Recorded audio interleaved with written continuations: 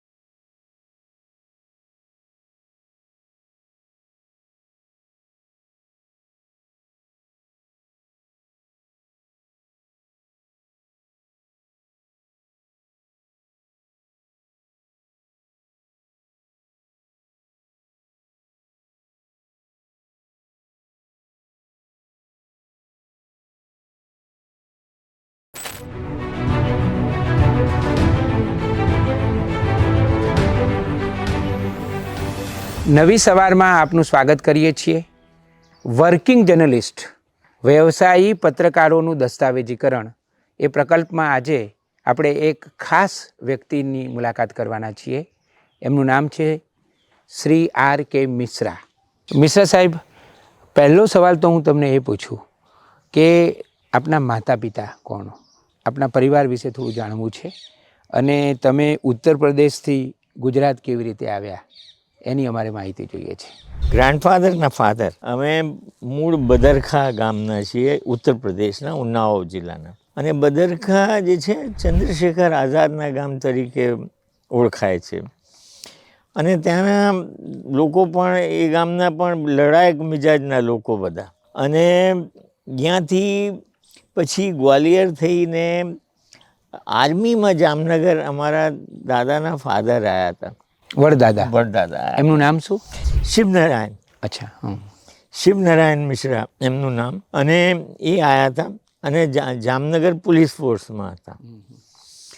શરૂઆતમાં આર્મીમાં હતા, પછી પોલીસમાં હતા. એ તમે તો રાજાના રજવાડાની સિસ્ટમ હતા.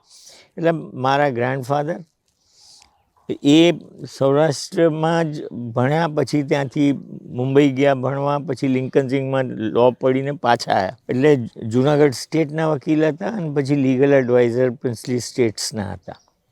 એ મારા ગ્રાન્ડફાધર. અને મારા ફાધર પણ ત્યાં જ રાજકોટમાં જ ભણ્યા અને એ લોકો પણ ત્યાં જ ઉતર્યા, આખા ભણતર પૂરું કરી. અને પછી જ્યારે ઇન્ડિપેન્ડન્ટ ઇન્ડિયા આવ્યું ત્યારે હિંમતસિંહજી ડેપ્યુટી ડિફેન્સ મિનિસ્ટરના OSD તરીકે હતા અને પછી પાછા રાજકોટ. ભણતરનો એમનો બહુ, મારા ફાધરનો બહુ શોખ. પણ ઘણા વખત સુધી અમે મેરેજીસ જે છે એના માટે પાછા ત્યાં જતા, યુપી જતા અને પાછા આવતા. અમે શરૂઆતમાં પરદાદા જે હતા એ જામનગર, પછી રાજકોટ અમારું હતું.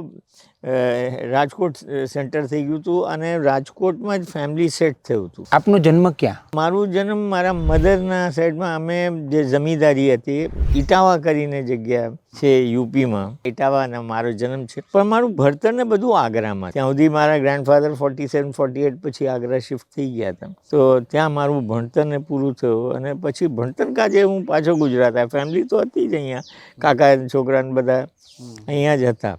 તો પછી હું આવ્યો અને પછી મારા પછીના મારા ચિલ્ડ્રન ને મારા ગ્રાન્ડ ચિલ્ડ્રન બધા પછી ને ગુજરાતથી જઈને ગયા છે. અને યુપી ડોટર છે તો જોયું નથી હોય, એક વખત ગયા હોય. એટલે તમારું ગુજરાત ઘર થઈ ગયું, વતન થઈ ગયું. અને અમારા ઘરમાં બહુ સિસ્ટમ જુદી થઈ ગઈ. કઈ રીતે કે હું જ્યારે ગુજરાતી બોલું તો કાઠિયાવાડી લહેકો આવે. મારો છોકરો બોલે તો એનો મેહાણા જેવું લેકો આવે, કેમ ગાંધીનગરમાં મોટા થયા છે. એટલે મિશ્રા પરિવારે ગુજરાતને બરાબર પચાવ્યું છે. અને તમારી ગુજરાતી ભાષાને સાંભળીને એવું કહેવાનું પણ મન થાય કે ખરેખર સવાઈ ગુજરાતી છો તમે. તમારું શિક્ષણ ક્યાં થયું? શિક્ષણ મારું ઘણું બધું આગ્રામાં થયું, પાછું ગુજરાતમાં થયું, અમદાવાદમાં થયું, પાછું આગ્રામાં થયું. એટલે મેં એન્જિનિયરિંગ ભણવાનું રાખ્યું હતું ને એન્જિનિયરિંગ વચ્ચે મૂકીને પત્રકારિતા તરફ ગયો. ઓહો, એ વાત કરો કે તમે એન્જિનિયર ન બન્યા અને પત્રકાર કેવી રીતે બની ગયા? એમાં શું હતું કે અમે જ્યારે નાના હતા, અમારા જે આર્મીના વડા હતા એ મારા દાદાજીના બહુ ક્લોઝ ફ્રેન્ડ હતા. જનરલ રાજેન્દ્રસિંહજી જાડેજા, એ જામનગરના મૂળ હતા અને એ કમાન્ડર ઇન ચીફ હતા ઇન્ડિયન આર્મીના. તો એ મારા દાદા મીનવાઇલ આગ્રામાં સેટલ થઈ ગયા હતા ને એ મળવા આવ્યા મારા દાદાજીને. તો વાત ચાલી કે ભાઈ ફલાણું શું કરે છે, ફલાણું શું કરે છે. તો કે આ મારું પૌત્ર. તો કે કોનો દીકરો? કે વસંતનો દીકરો. તો મને જોઈને કે તું ક્યાં બનના ચાહતો? તો મારે ત્યાં એક આર્મીનું કેલેન્ડર હતું બહુ મોટું, એમાં રાજેન્દ્રસિંહજીની જ ફોટો હતી. મેં કહું મારે આવું બનવું છે. તો એમને મારા દાદાજીને કહું કે આને જે છે ને આર્મીમાં જ મોકલવું છે અને એને હું મારું નામ આપું છું. એટલે મારું નામ રોબિનથી રાજેન્દ્ર એમને પાડ્યું. ઓહ. અને ત્યાંથી પછી રાજેન્દ્ર થઈ ગયું મારું નામ. અને 64-65માં આ જે છે ને એની આસપાસ હું આર્મી માટે સિલેક્ટ પણ થયો, પણ જોડાઈ ન શક્યો. મારી દાદીએ ના પાડતી હતી કે સૌથી મોટા છોકરાનો એકલો એક છોકરો છે એટલે એને નહીં, બાકી મારા કઝન્સને કે જેને કહીને જવું હોય તો જવાય. તો શું કરું, હું તો આખું મેન્ટલી આખો તમે વિચાર કર્યું કંઈક હોય ને સડનલી ચેન્જ થાય. એટલે પછી હું એન્જિનિયરિંગ ભણવા અહીંયા આવ્યું. મારા ગ્રાન્ડફાધર કહ્યું કે ઠીક છે તું એન્જિનિયરિંગ ભણીને પછી US જતા રહેજો. મારી ફોઈ ત્યાં હતી. સારું, એન્જિનિયરિંગ ભણતું. મારું મન એન્જિનિયરિંગમાં નહોતું. ત્યાં એક કેન્ટીનમાં બેઠા ગપ્પા મારતા હતા, એમાં એક ઘટના ઘટી ગઈ. એને આખું વળાંક લઈ લીધું. અને એ ઘટના જો હું આપને કહું તો એવી હતી કે કોઈક ચર્ચા ચાલતી હતી, મારા પાછળ કોઈક જણા બેઠા હતા અને એ કંઈક દેવાનંદનું ફિલ્મ બાબતમાં કંઈક ચર્ચા ચાલતી હતી. દરેક યુવાનને દેવાનંદ બનવું હતું. અને મારું શું હતું કે એમાં હું બહુ વાંચું, એ ટાઈમે વાંચું બહુ. એટલે મેં એમને કહું કે ટકોર કરી, મેં કહું કે ના સાહેબ આપની માહિતી ખોટી છે, આમાં આવું હતું. તો કે નહીં તને નહીં ખબર પડે. તો પછી મેં જીદ પકડી કે ના સાહેબ આપ સાચા નથી. પણ વાત થઈ ગઈ, પૂરી થઈ ગઈ, બીજા બધા જતા રહ્યા. તો મને એમને પૂછ્યું કે ભાઈ તમને કેમ આટલું બધું રસ છે, શું છે? તો મેં કહું હું ઘણું વાંચું છું. કે મને ઓળખો છો? મેં કહું નહીં. એટલે મારું નામ રાજેન્દ્ર શેઠ, હું ગુજરાત સમાચારનો ફિલ્મ ક્રિટિક અને ફિલ્મ પાનું જોઉં છું. અને એમને મને કહ્યું કે ભાઈ અમારે ત્યાંથી જ એક ઇંગ્લિશ છાપું નીકળે છે, ગુજરાત હેરલ્ડ.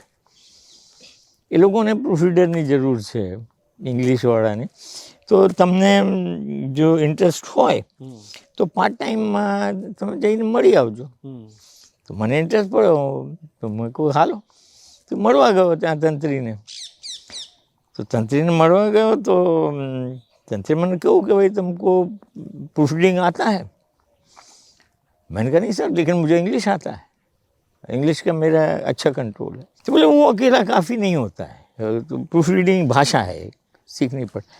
मैंने कहा मैं सीखने को तैयार हूँ. तो कहा ठीक है, लेकिन तुमको जब तक सीखोगे तुम वो नहीं होगे तब तक पगार नहीं मिलेगा. मैंने कहा मंजूर है. એટલે 3 મહિના મેં કર્યું, પણ 20-25 દિવસમાં તો શીખી લીધું મેં, અને હું એમાં એક્સપર્ટ થઈ ગયો. બહુ જૂથ ટાઈમમાં I became one of the top proof readers. હું એકવાર પ્રૂફ વાંચું, બાજુએ મૂકી દઉં, ગેલી ચેક કરીને આખું કરી દઉં. જે પહેલાં પાના અને બધા પાનાઓ બનાવતા એ મને સાથે રાખે કે પ્રૂફ તરત ગેલી જોવાની હોય છે. તો મને એમાં પછી રસ પડ્યો. એ વર્ષ કયું હતું? એ વર્ષ હતું સાહેબ 67. 17 વર્ષનો હતો સાહેબ, 16-17 વર્ષનો છોકરો હતો. અને સાહેબ ત્યાં સોમેશ્વર રાવ કરીને એક ન્યૂઝ એડિટર હતા. એ રાતે જ્યારે એડિશન પૂરું થઈ જાય ને પછી વાતો કરતા હોય, તો હું વાત કરું તો જેમ્સ બોન્ડનું એ વખતે બહુ જમાનો ચાલ્યો હતો. ડૉક્ટર નો કરીને ઇંગ્લિશ પિક્ચર આવી હતી, તો હું ઘણી બધી એમાંથી વાત કરું કે સાહેબ જેમ્સ બોન્ડ કહીએ इसका મેં વાંચ્યું છે એવું. तो हमने कहा, मैंने कहा कि जेम्स बॉन्ड पे संडे मैगजीन के लिए एक आर्टिकल लिखो. मैंने कहा कोशिश करता हूँ सर. साहब હું તો લાઇબ્રેરી ગયો એ વખતે આ મોબાઈલ તો કશા હતા નહીં ને કમ્પ્યુટર કે આ તે કશું નહીં. તે તો MJ લાઇબ્રેરી ને ગુજરાત વિદ્યાપીઠ લાઇબ્રેરી, એ સિવાય બીજું કશું હતું જ નહીં. ગયો ને લખ્યું ને લખીને બનાવીને એમને આપ્યું, રાખી દીધું ડ્રોઅરમાં. પછી મને કહે કે રાત को बात करेंगे. एडिशन पूरू થઈ ગયું પછી બોલાવ. મને કહે કે अखबार जो है वो कॉमन मैन पढ़ता है, अंग्रेज नहीं पढ़ते हैं. तुमने जो इसमें बड़े बड़े शब्द डाल के जो लिखा है ना कि हर एक चीज़ में डिक्शनरी देखनी पड़े, वो लोग अखबार नहीं पढ़ते. ये बातों करता है. એમને મને કહ્યું કે ભાઈ આવું નથી કે છાપાઓ કોમન મેન વાંચે છે એટલે બેસિક એક સિસ્ટમ હોય છે, માહિતી હોય છે જે હોવી જોઈએ એમાં. અને મોટા મોટા શબ્દોથી ના એમ લઈને એમને આમ ફાડી નાખ્યું અને ફાડીને પોતાના ડ્રોઅરમાં રાખી દીધું કે ફરી લખીને લાવો. સાહેબ 16 વખત લખાયું. અને મને એમને છેવટે તો મેં કહી દીધું કે મારે લખવું જ નથી. મેં કહું કે લખવું નથી तो कहे तो तुम्हारी नौकरी गई, तो तुम्हारी नौकरी नहीं है, लिखना पड़ेगा. तो લખીને લાવ્યો સાહેબ, આપ્યો. પછી એને જોયું, ઓકે કર્યું. એટલે મારો એ આર્ટિકલ સન્ડે મેગઝીનમાં જતો હતો. તેમાં જે पेज मेकर पेज बनावे છે ને એ આવ્યો. साहब ये राजेंद्र कुमार मिश्रा वो आता नहीं है, उसमें सेट करते हैं तो एक उसमें आता नहीं, नाम जो है एक कॉलम में नहीं आ रहा है. तो પેલા કહું કે તો R.K. મિશ્રા कर दो ना. હવે તમે પત્રકાર આલમમાં ક્યાંય આજે 60 વર્ષ થયા મને પત્રકારિતામાં, કોઈને જઈને પૂછો કે રાજેન્દ્ર કુમાર મિશ્રાને ઓળખો છો તો કે ના કોઈને. R.K. મિશ્રા તરત ઓળખશે. તો મારી ઓળખાણ જ R.K. મિશ્રા થઈ ગઈ. અને ત્યાંથી જે મારી યાત્રા શરૂ થઈ કે પછી મને ત્યાંથી જેને કહે ને કે જર્નલિઝમ તરફ બહુ જોરદાર શોખ ચલો. મને કે મારી જે બાયલાઇન જોઈ ને એ બાયલાઇને મને આખું મારું મગજ ફેરવી નાખ્યું. મને એવું લાગ્યું કે ધીસ ઇઝ ધી કેરિયર, આ જ છે જે હું ગોતી રહ્યો છું, જે મને મળતું નહોતું. એન્ડ સડનલી જેમ કે કોકને રસ્તો મળી ગયો હોય એવી રીતે મને એ રસ્તો મળી ગયો. અને જ્યારે હું એ બાજુ તરફ એકદમ ઝૂક્યો તો જે માણસે મને આ તરફ જવા પ્રેરણા આપી હતી એ માણસે જ બ્રેક મારી દીધું. એટલે ऐसे नहीं होता है, एक काम करो, दिल्ली जाओ, 3 महीने प्रूफ रीडर की नौकरी ढूंढो और उसके बाद तय करना कि तुम्हें जर्नलिस्ट बनना है या नहीं बनना. એટલે સાહેબ હું બધું મૂકીને દિલ્હી 3 મહિના મેં પ્રૂફ રીડરની નौकरी ગોતી, મને ના મળી. અને એને બીજી વાત મને કહી હતી કે જો तुम्हें उसके बाद भी पत्रकार बनना हो तो ग्रेजुएशन करना और फिर आके मुझसे मिलना. તો સાહેબ એ પછી મને નોકરી ના મળી, પણ મેં ગ્રેજ્યુએશન મારું પૂરું કર્યું અને પાછો આવ્યો ત્યાં સુધી આખું અહીંયા બધું ફેરવાઈ ગયું હતું. અને ઘરમાં જે છે મારી વેલ્યુ 0 થઈ ગઈ હતી ઘરમાં. इंजीनियरिंग छोड़ दिया, पढ़ाई करे क्या करोगे? दादाजी हमारा जूना जमाना मानस है कि बर्तन साफ करोगे, क्या करोगे? मुझको पत्रकार बनना है. तो झोला लटका के मगज में बता स्टेरियोटाइप एवं जो है ना, झोला लटका के बोले क्या फ्यूचर क्या है. અને એ चूँकि ही वॉज हाईली प्लेस्ड, तो उनको कहा एक काम करो, ये सेंट्रल बैंक का फॉर्म भर दो और रिटर्न टेस्ट दो, तुम्हारा सिलेक्शन हो जाएगा, सेंट्रल बैंक में प्रोबेशनरी ऑफिसर ज्वाइन करो. मैं को मैं नहीं करूँगा. हमने मैंने बहुत समझाया, मैं ना पाड़ी. जरा मैं ना पाड़ी तो हमने कहा कि मेरे 3 सवाल का जवाब दो. सबसे पहला कि तुम कौन हो. वहाँ तो क्या सवाल, मैं आपकी बात ही नहीं समझा. बोले તમારી ઓળખ શું છે? તમે મારા પૌત્ર છો, એ જ તમારી ઓળખ છે.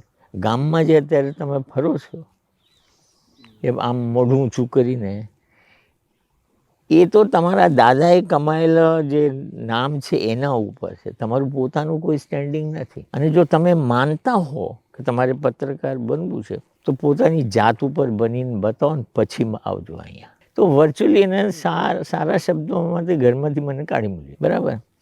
નીકળતા મારી દાદીએ છાના મુનામાં 200 રૂપિયા આપ્યા, જે જમાનામાં મોટી ચીજ હતી. અને હું અમદાવાદ આવ્યો અને ત્યાં તો બધું ફેરવાઈ ગયું હતું. એ ભાઈ જેને મને કહ્યું હતું એ જતા રહ્યા હતા. ગુજરાત હેડ છાપું ગુજરાત સમાચારમાંથી નીકળી હતી, ઓઢવ જતો રહ્યો હતો. અનિલ શાહની માં ત્યાં માલિક હતા ને, તે ઓઢવ જતો રહ્યો હતો.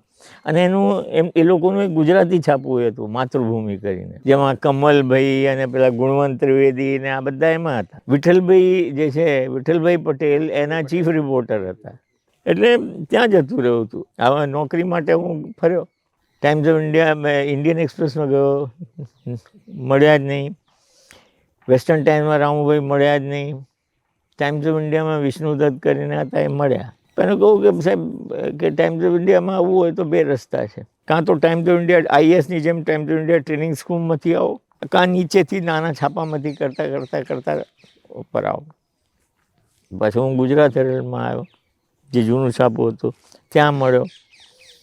ત્યાં સાહેબ બદલાઈ ગયા હતા, એને મળ્યો હતો અને મેં આખી બધી એક્સપ્લેન કરી કે સાહેબ આવું હતું ને હું અહીંયા પ્રૂફ રીડર હતો ને આવી રીતે આ બધું વાત બની હતી. તો એને સૌથી પહેલાં તો મને કહું કે તમારે પત્રકાર શું કામ થવું છે? પત્રકારમાં તો શું છે? પૈસા કાંઈ છે જ નહીં આમાં. આ સેવાનો ધંધો છે, આ કામ છે. આમાં તમે શું કામ આવવા માગો છો? બીજું કાંઈ કરો, એમાં પૈસા કમાવો, જીવન સારું રહેશે. મેં કહું ના સાહેબ, મને તો મારું બનાવી લીધું છે, મારે પત્રકાર આપ આપશો તો સારું, નહીં તો હું તો બીજે ગોતીશ. તો ઓલ રાઈટ, એક કામ કરો, 3 મહિના તમે કામ કરો અને 3 મહિનામાં અમે અસેસ કરશું કે તમારામાં પત્રકાર થવાની લાયકાત છે કે નહીં. એ પછી પગાર કે જે કંઈ હશે એ નક્કી કરશું. હવે સાહેબ મારી પ્રોબ્લેમ બીજી હતી. મારા પાસે ઘર નહોતું. હું અમદાવાદ રેલવે સ્ટેશનના પ્લેટફોર્મ પર જીવતો હતો. મારા પૈસા 200 રૂપિયા હતા, ટિકિટ કરતાં એ ધીમે ધીમે ખૂટી રહ્યા હતા અને પૂરા થઈ રહ્યા હતા. અને મારે રેલવે પ્લેટફોર્મથી દરરોજ ઓઢવ જવું અને રાતે પાછો આવું. એ તમારું સુવાનું રેલવે પ્લેટફોર્મ પર? કેમ કે મારી પાસે ઘર નહીં, પૈસાની નોકરી નહીં, કશું નહીં. ખાલી ઈચ્છા, એક જૂનું નહોતું કે પત્રકાર થવું છે. હવે નોકરી મળી ગઈ પણ પૈસા નહીં, પગાર નહીં. 3 મહિના પછી પગાર મળશે. 3 મહિના કઈ રીતે જીવશું? એટલે સવાલ આવીને ઉભો રહ્યો. હવે એમાં દિવસો નીકળતા ગયા અને પૈસા એ ખૂટી ગયા, ખલાસ થઈ ગયા. એક ટાઈમ એવું આવ્યું. અને ત્યાં અમે પેલા પ્લેટફોર્મ પર સૂઈ જતા તો પોલીસવાળા ઓળખતા થઈ ગયા, તો દંડા મારીને ઉઠાડી દે. એટલે દંડા મારીને ઉઠાડે ને તો હું ચાલતો થઈ જાઉં. રાતે 12 વાગે ઉઠાડે તો હું ચાલીને, પહેલાં ગાંધી રોડ ને રીચી રોડ ને રિલીફ રોડ એમ એવું કહેવાતું, ગોલ હતું. પછી તો હું ચાલવું આમ રોડ ઉપર ચાલવું ને પેલા બસ સ્ટેન્ડ હોય એમટીએસનો એમાં હોઈ જવું થોડીક વારમાં, એટલે પાછો નાઇટ રાઉન્ડ ઉઠાડી દે એટલે પાછું ચાલવા માંડું ને થોડીક દૂર આગળ જઈને પાછો હોઈ જવું છું. 9-10 દિવસ થયા તો સાહેબ એવી સ્થિતિ આવી ગઈ કે 10 દિવસથી ખાધું કોઈ નહોતું, અને પછી સ્થિતિ એવી આવી કે પાણી જ ના પીવાય, કે પાણી પેટમાં લાગે અને રસ્તો કોઈ દેખાય નહીં. ચા મળે જે ઓફિસમાં આવતી તો એમાં કોઈક મંગાવતું તો એ ચા પીતા. એમાં અમારા એક જે ઇમિડિયેટ સુપિરિયર હતા, જાફર ખાન કરીને હતા, એમને લાગ્યું કે આ છોકરાને કંઈક પ્રોબ્લેમ છે. મને કે son any problem? No sir, no I said there is some problem, tell me what is the problem. પછી એટલે વારંવાર એને પૂછપરછ કરી તો મારાથી પછી રહેવાયું નહીં. તો મેં એમને કહું કે સાહેબ સ્થિતિ મારી આવી છે. તો પહેલાં તો મને ઉપાડીને લઈ ગયા કેન્ટીનમાં કે ધીમે ધીમે બોલે, ધીમે ધીમે ખાવજે, ખાવાનું કશું ખવડાવ્યું. પછી આવીને બેહાડ્યું. બેચલર હતા અને પાસમાં ઓડવમાં જ ક્યાંક એમને રૂમ રાખેલી, ત્યાં રહેતા. એ કહે કે અમારા એક કેરલાઇટ હતા મૂળ. તો કે અમારા કેરલામાં એવું છે કે એક માણસની નોકરી લાગે ને તો કે 3 જણા જે બેકાર હોય એ આવી જાય નોકરી માટે. એ 3 મારી પાસે ઓલરેડી આવેલા છે, તું ચોથો છે, આવો. અને સાહેબ એમને જે છે હું એમને ત્યાં શિફ્ટ થયો. મારે તો કોઈ પગાર હતું નહીં, એ જ ખવડાવે અને એ જ બધું ધ્યાન રાખે. 3 મહિના પછી જે છે 200 રૂપિયા મારો પગાર નક્કી થયો, અને 1 મહિના પછી છાપું બંધ થઈ ગયું. તો મારા માલિક ગુલભાઈ ટેકરા હતા, તો અમે દરરોજ જે છે ને બધા જ બેકાર થઈ ગયા. ગુલભાઈ ટેકરા આવીએ, નારાબાજી કરીએ ને પાછા જતા રહીએ. ઓર્ડરથી આવવા જવા સ્થિતિ એવી આવી ગઈ કે અમે જે છે ને એક ચામાં 3 જણા પીવાવાળા. એટલે કહેવાનો અર્થ એ છે કે એ જાતના સિચ્યુએશનમાંથી અમે નીકળ્યા અને સ્થિતિ ગંભીર જેવી થઈ ગઈ. અમને પ્રૂફરીડરો, અમારા જે ઇતર સ્ટાફ જે હતું અમારું ગુજરાત હેરલ્ડમાં, એ પ્રેસના લાઈનોવાળા ને તે મળવા આવે કે સાહેબ શું છે. એ લોકોને બધાને તો નોકરી મળી ગઈ તો કોઈ પ્રિન્ટિંગ પ્રેસમાં કામ કરી લેતા. તો સાહેબ એ લોકો જ્યારે મળવા આવતા ને તે તો બધા ટેલિફોન છાપ બીડી પીવાવાળા માણસો એ બધા. એટલે એની એ બીડી આપે તો અમે 4-5-6 બીડી આદો સળગાઈએ, ફટફટ પીને ઓળવી નાખીએ, પછી જતા રહે ને પછી કાઢીને પીએ. સો એ સ્ટ્રગલમાંથી નીકળતા હતા. એમાં રામુભાઈ એક દિવસ મને બોલાયો. Ramubhai Patel Western Times. તો વેસ્ટર્ન ટાઈમ્સ મીનવાઇલ ત્યાં શિફ્ટ થઈ ગયું હતું ગુજરાત સમાચાર કમ્પાઉન્ડમાં, જનસત્તામાંથી ત્યાં આવી ગયું. રામુભાઈ મળવા બોલાયો, વાતચીત કરી, પૂછવું. તો એમને મને નોકરી ઓફર કરી. મને પૂછ્યું કે ભાઈ તમારી શું એક્સપેક્ટેશન છે? એટલે સાહેબ 200 રૂપિયા મને મળતા હતા છેલ્લો પગાર. તો મને એવું હતું કે 400 કહું. તો રામુભાઈએ મને અડધો કલાકનો લેક્ચર આપ્યું. પછી કહું કે ભાઈ આ છાપાવાળાનું જ છાપવું છે, 100 રૂપિયા પગાર મળશે ટ્રેની તરીકે, અને 3 મહિના જો તારું કામ સારું હશે તો 25 રૂપિયા વધારી આપીશ. મને તો મેં કહું ઠીક, હું જવાબ આપીશ. એટલે હું ગયો પાછો જ્યારે ઘેર ત્યાં જાફર ખાનને બધાને વાત કરી. એ કે ભાઈ અત્યારે તો બધા જ બેકાર છે, કોને નોકરી મળશે કે નહીં મળશે ખબર નહીં, પણ કે એ આપતા હોય તો તું લઈ લે. પણ એને એક વાત કહેજો કે સાહેબ 100 રૂપિયામાં મને કોણ રૂમ આપશે ને હું રહીશ ક્યાં ને શું કરશે? તો મને ઓફિસમાં રહેવાની પરવાનગી આપો. મને એ વાત ગમી. એટલે હું એને રામુભાઈને કહું, મેં કહું રામભાઈ પગાર મંજૂર, પણ સાહેબ 100 રૂપિયામાં નાવું છું ને જોઉં છું, મારે રૂમ કોણ આપશે? હું પછી શું કરીશ? તો મને ઓફિસમાં રહેવાની પરવાનગી આપો. તો વિચાર કર્યો, ઓકે જોઈએ, ચાલો. એટલે 100 રૂપિયામાં વેસ્ટર્ન ટાઈમ્સમાં સાહેબ હું જોડાયો. અને 3-4 મહિના પછી જે છે રામુભાઈએ બોલાવ્યો અને જે કહું છું કે ભાઈ 25 રૂપિયા વધારી આપશું, અને મારું પગાર 150 રૂપિયા વધારી આપ્યો, 250 રૂપિયા મારો પગાર. પણ 250 રૂપિયા જે દિવસે મારો પગાર થયો, મીનવાઇલ શું થયું હતું કે જાફર ખાન પણ ત્યાં જ જોડાઈ ગયા હતા વેસ્ટર્ન ટાઈમ્સમાં. એ દિવસે જાફર ખાને રાજીનામું આપી દીધું. મને આઘાત જેવું લાગ્યું. મેં કહું શું કામ એવું શું કામ થવું જોઈએ? ખુશ, એ તો ખુશ થવાની વાત હતી. એટલે મેં પછી એમને પૂછ્યું તો કે तुमको मैंने सिखाया और मेरे और तुम्हारा तनख्वाह जब बराबर हो जाती है तो एक सिद्धांत पर मुझे छोड़ देना, ये तुम्हारा मामला नहीं है, ये सिद्धांत का मामला है.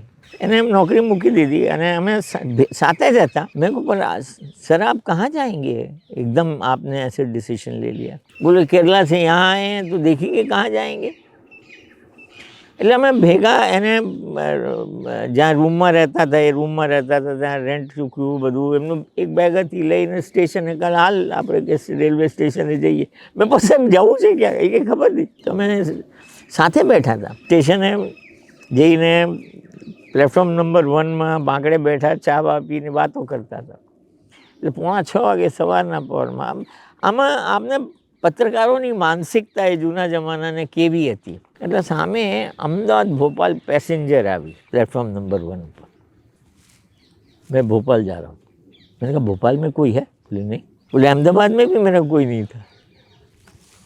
बोले मैं भोपाल जा रहा हूँ. જઈને ટિકિટ લઈ આવ્યા. ટ્રેનમાં બેસવા જતા હતા તો હું એને પગે પડ્યો અને મેં એમને પૂછ્યું, મેં કહ્યું sir can I do anything for you? તો એને મને કહ્યું કે હું તને ઓળખતો હતો? એ કે ના, હું તો કોઈ દિવસ તને મેં કોઈ દિવસ જિંદગીમાં મળ્યો જ નથી. તું પેલા વખત અહીંયા ગુજરાત હેડમાં આવ્યો ત્યારે જોયું મેં, તું નોકરી કરતો હતો, પણ તારું જુનૂન જોયો મેં. અને એ જુનૂનની કદર મેં કરી. હું 2 ચીજ કહી શકું છું. એક આગાહી કરું છું કે તું પત્રકારિતામાં બહુ લાંબુ જશે અને લાઈફમાં આવા ઘણા આર.કે. મિશ્રા તારી પાસે આવશે. એ વખત તું આ વાત યાદ રાખજે, મને યાદ રાખજે અને એ બધાની મદદ કરશે. એ માણસે જે આ વાત મને કહી હતી હું આજ સુધી ભૂલ્યો નથી. અને હંમેશ જ્યારે પણ કોઈ મને ક્યાંક ટેલેન્ટ દેખાય છે કે મને એવું લાગે છે ત્યાં હું એને ગ્રૂમ કરું છું. લાઈફનું એક મિશન જેવું મારા માટે છે કે ગ્રૂમ કરીને રાઈટ વેલ્યુઝ સાથે હંમેશા આપની પાસે કોઈ છોકરા કે છોકરી ટ્રેન થાય ને તો કેટલું પણ ઇવોલ્વ થાય પણ ઘણા વેલ્યુ સિસ્ટમ્સ જે આપના હોય છે ને એ લોકો અપનાવી લે છે. હવે કેવા વેલ્યુ સિસ્ટમ આપ એમને આપો છો એ આપના ઉપર છે. સારા વેલ્યુ સિસ્ટમ આપશો તો એ સારા વેલ્યુ સિસ્ટમ તમે એમાં જીવશો, તમારા વેલ્યુ સિસ્ટમ એમાં જીવશે અને એ લઈને એ લોકો આગળ ચાલશે. તમે ઓનેસ્ટ વેલ્યુ સિસ્ટમ આપશો તો ઓનેસ્ટ વેલ્યુ સિસ્ટમ લઈને આગળ વધશે. તમે ડિસઓનેસ્ટ વેલ્યુ સિસ્ટમ આપશો તો ડિસઓનેસ્ટ વેલ્યુ સિસ્ટમ લઈને જશે. તો એ રહ્યું. પછી પાછળથી એ ફ્રી પ્રેસ જર્નલમાં જોડાયા, મુંબઈ જતા રહ્યા, પહેલાં MP ક્રોનિકલમાં જોડાયા ભોપાલમાં, ત્યાંથી ફ્રી પ્રેસ જર્નલમાં જોડાયા. પછી એ સાઉદી અરેબિયા જતા રહ્યા અને સાઉદી ગેઝેટ કરીને બહુ મોટું છાપું સાઉદી અરેબિયાનું હતું, એમાં નોકરી કરી એને. એમ કરીને પાછા આવીને કેરલામાં ગુજરી ગયા છે હવે. તો એ લોકો જે વેલ્યુ સિસ્ટમ એમાંથી એબ્ઝોર્બ કર્યા. વેસ્ટર્ન ટાઈમ્સમાં મેં નોકરી કરી પછી 1 વર્ષ નોકરી કરી. અંગ્રેજીમાં હતું? હા, અંગ્રેજી. ગુજરાતી તો પાછળથી આવ્યા. એમના રામભાઈ નસાન આવ્યા પછી ગુજરાતી આવ્યો હશે.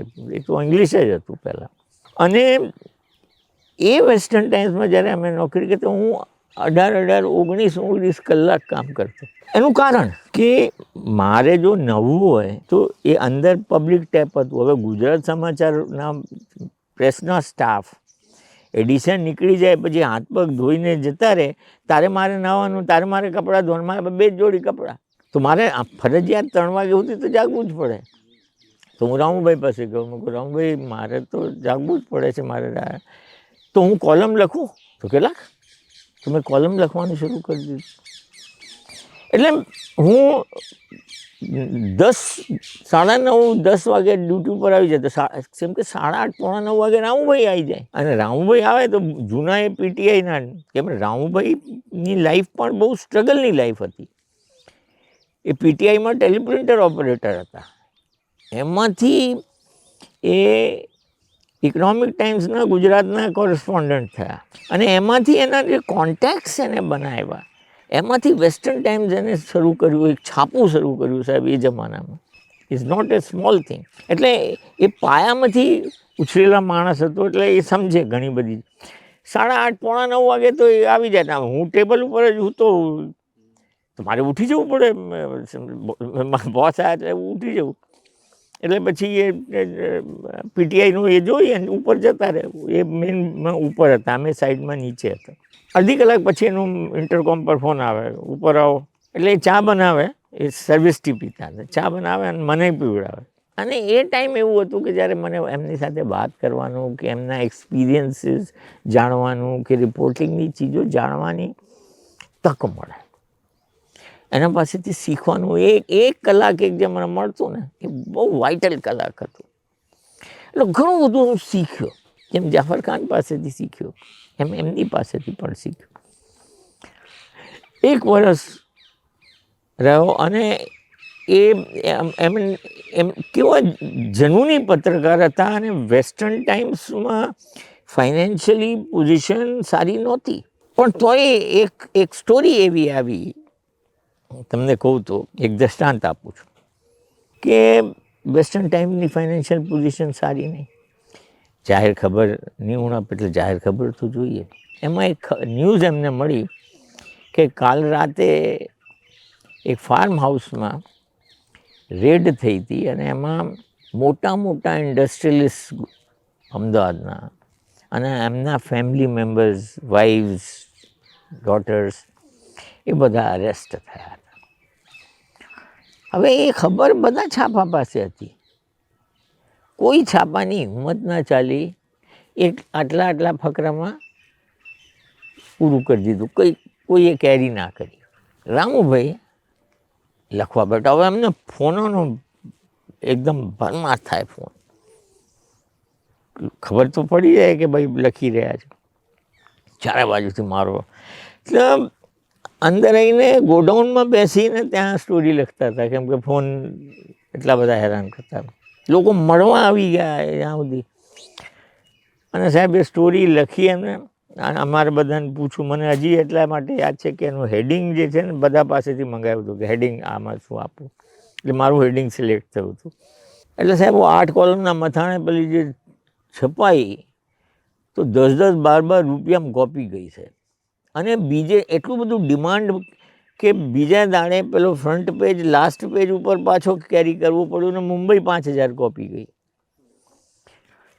પણ સ્ટોરી જબરદસ્ત હતી, અને એનો ઈયર એવું.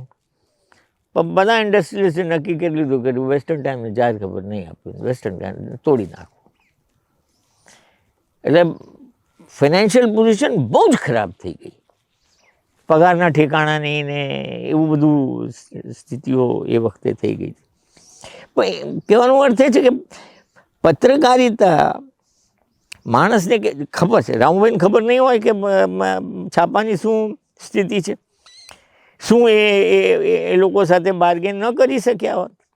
પણ પત્રકારે જે હતું જૂનું, કોઈ નહીં છાપે, હું છાપું, એટલે લખ્યું.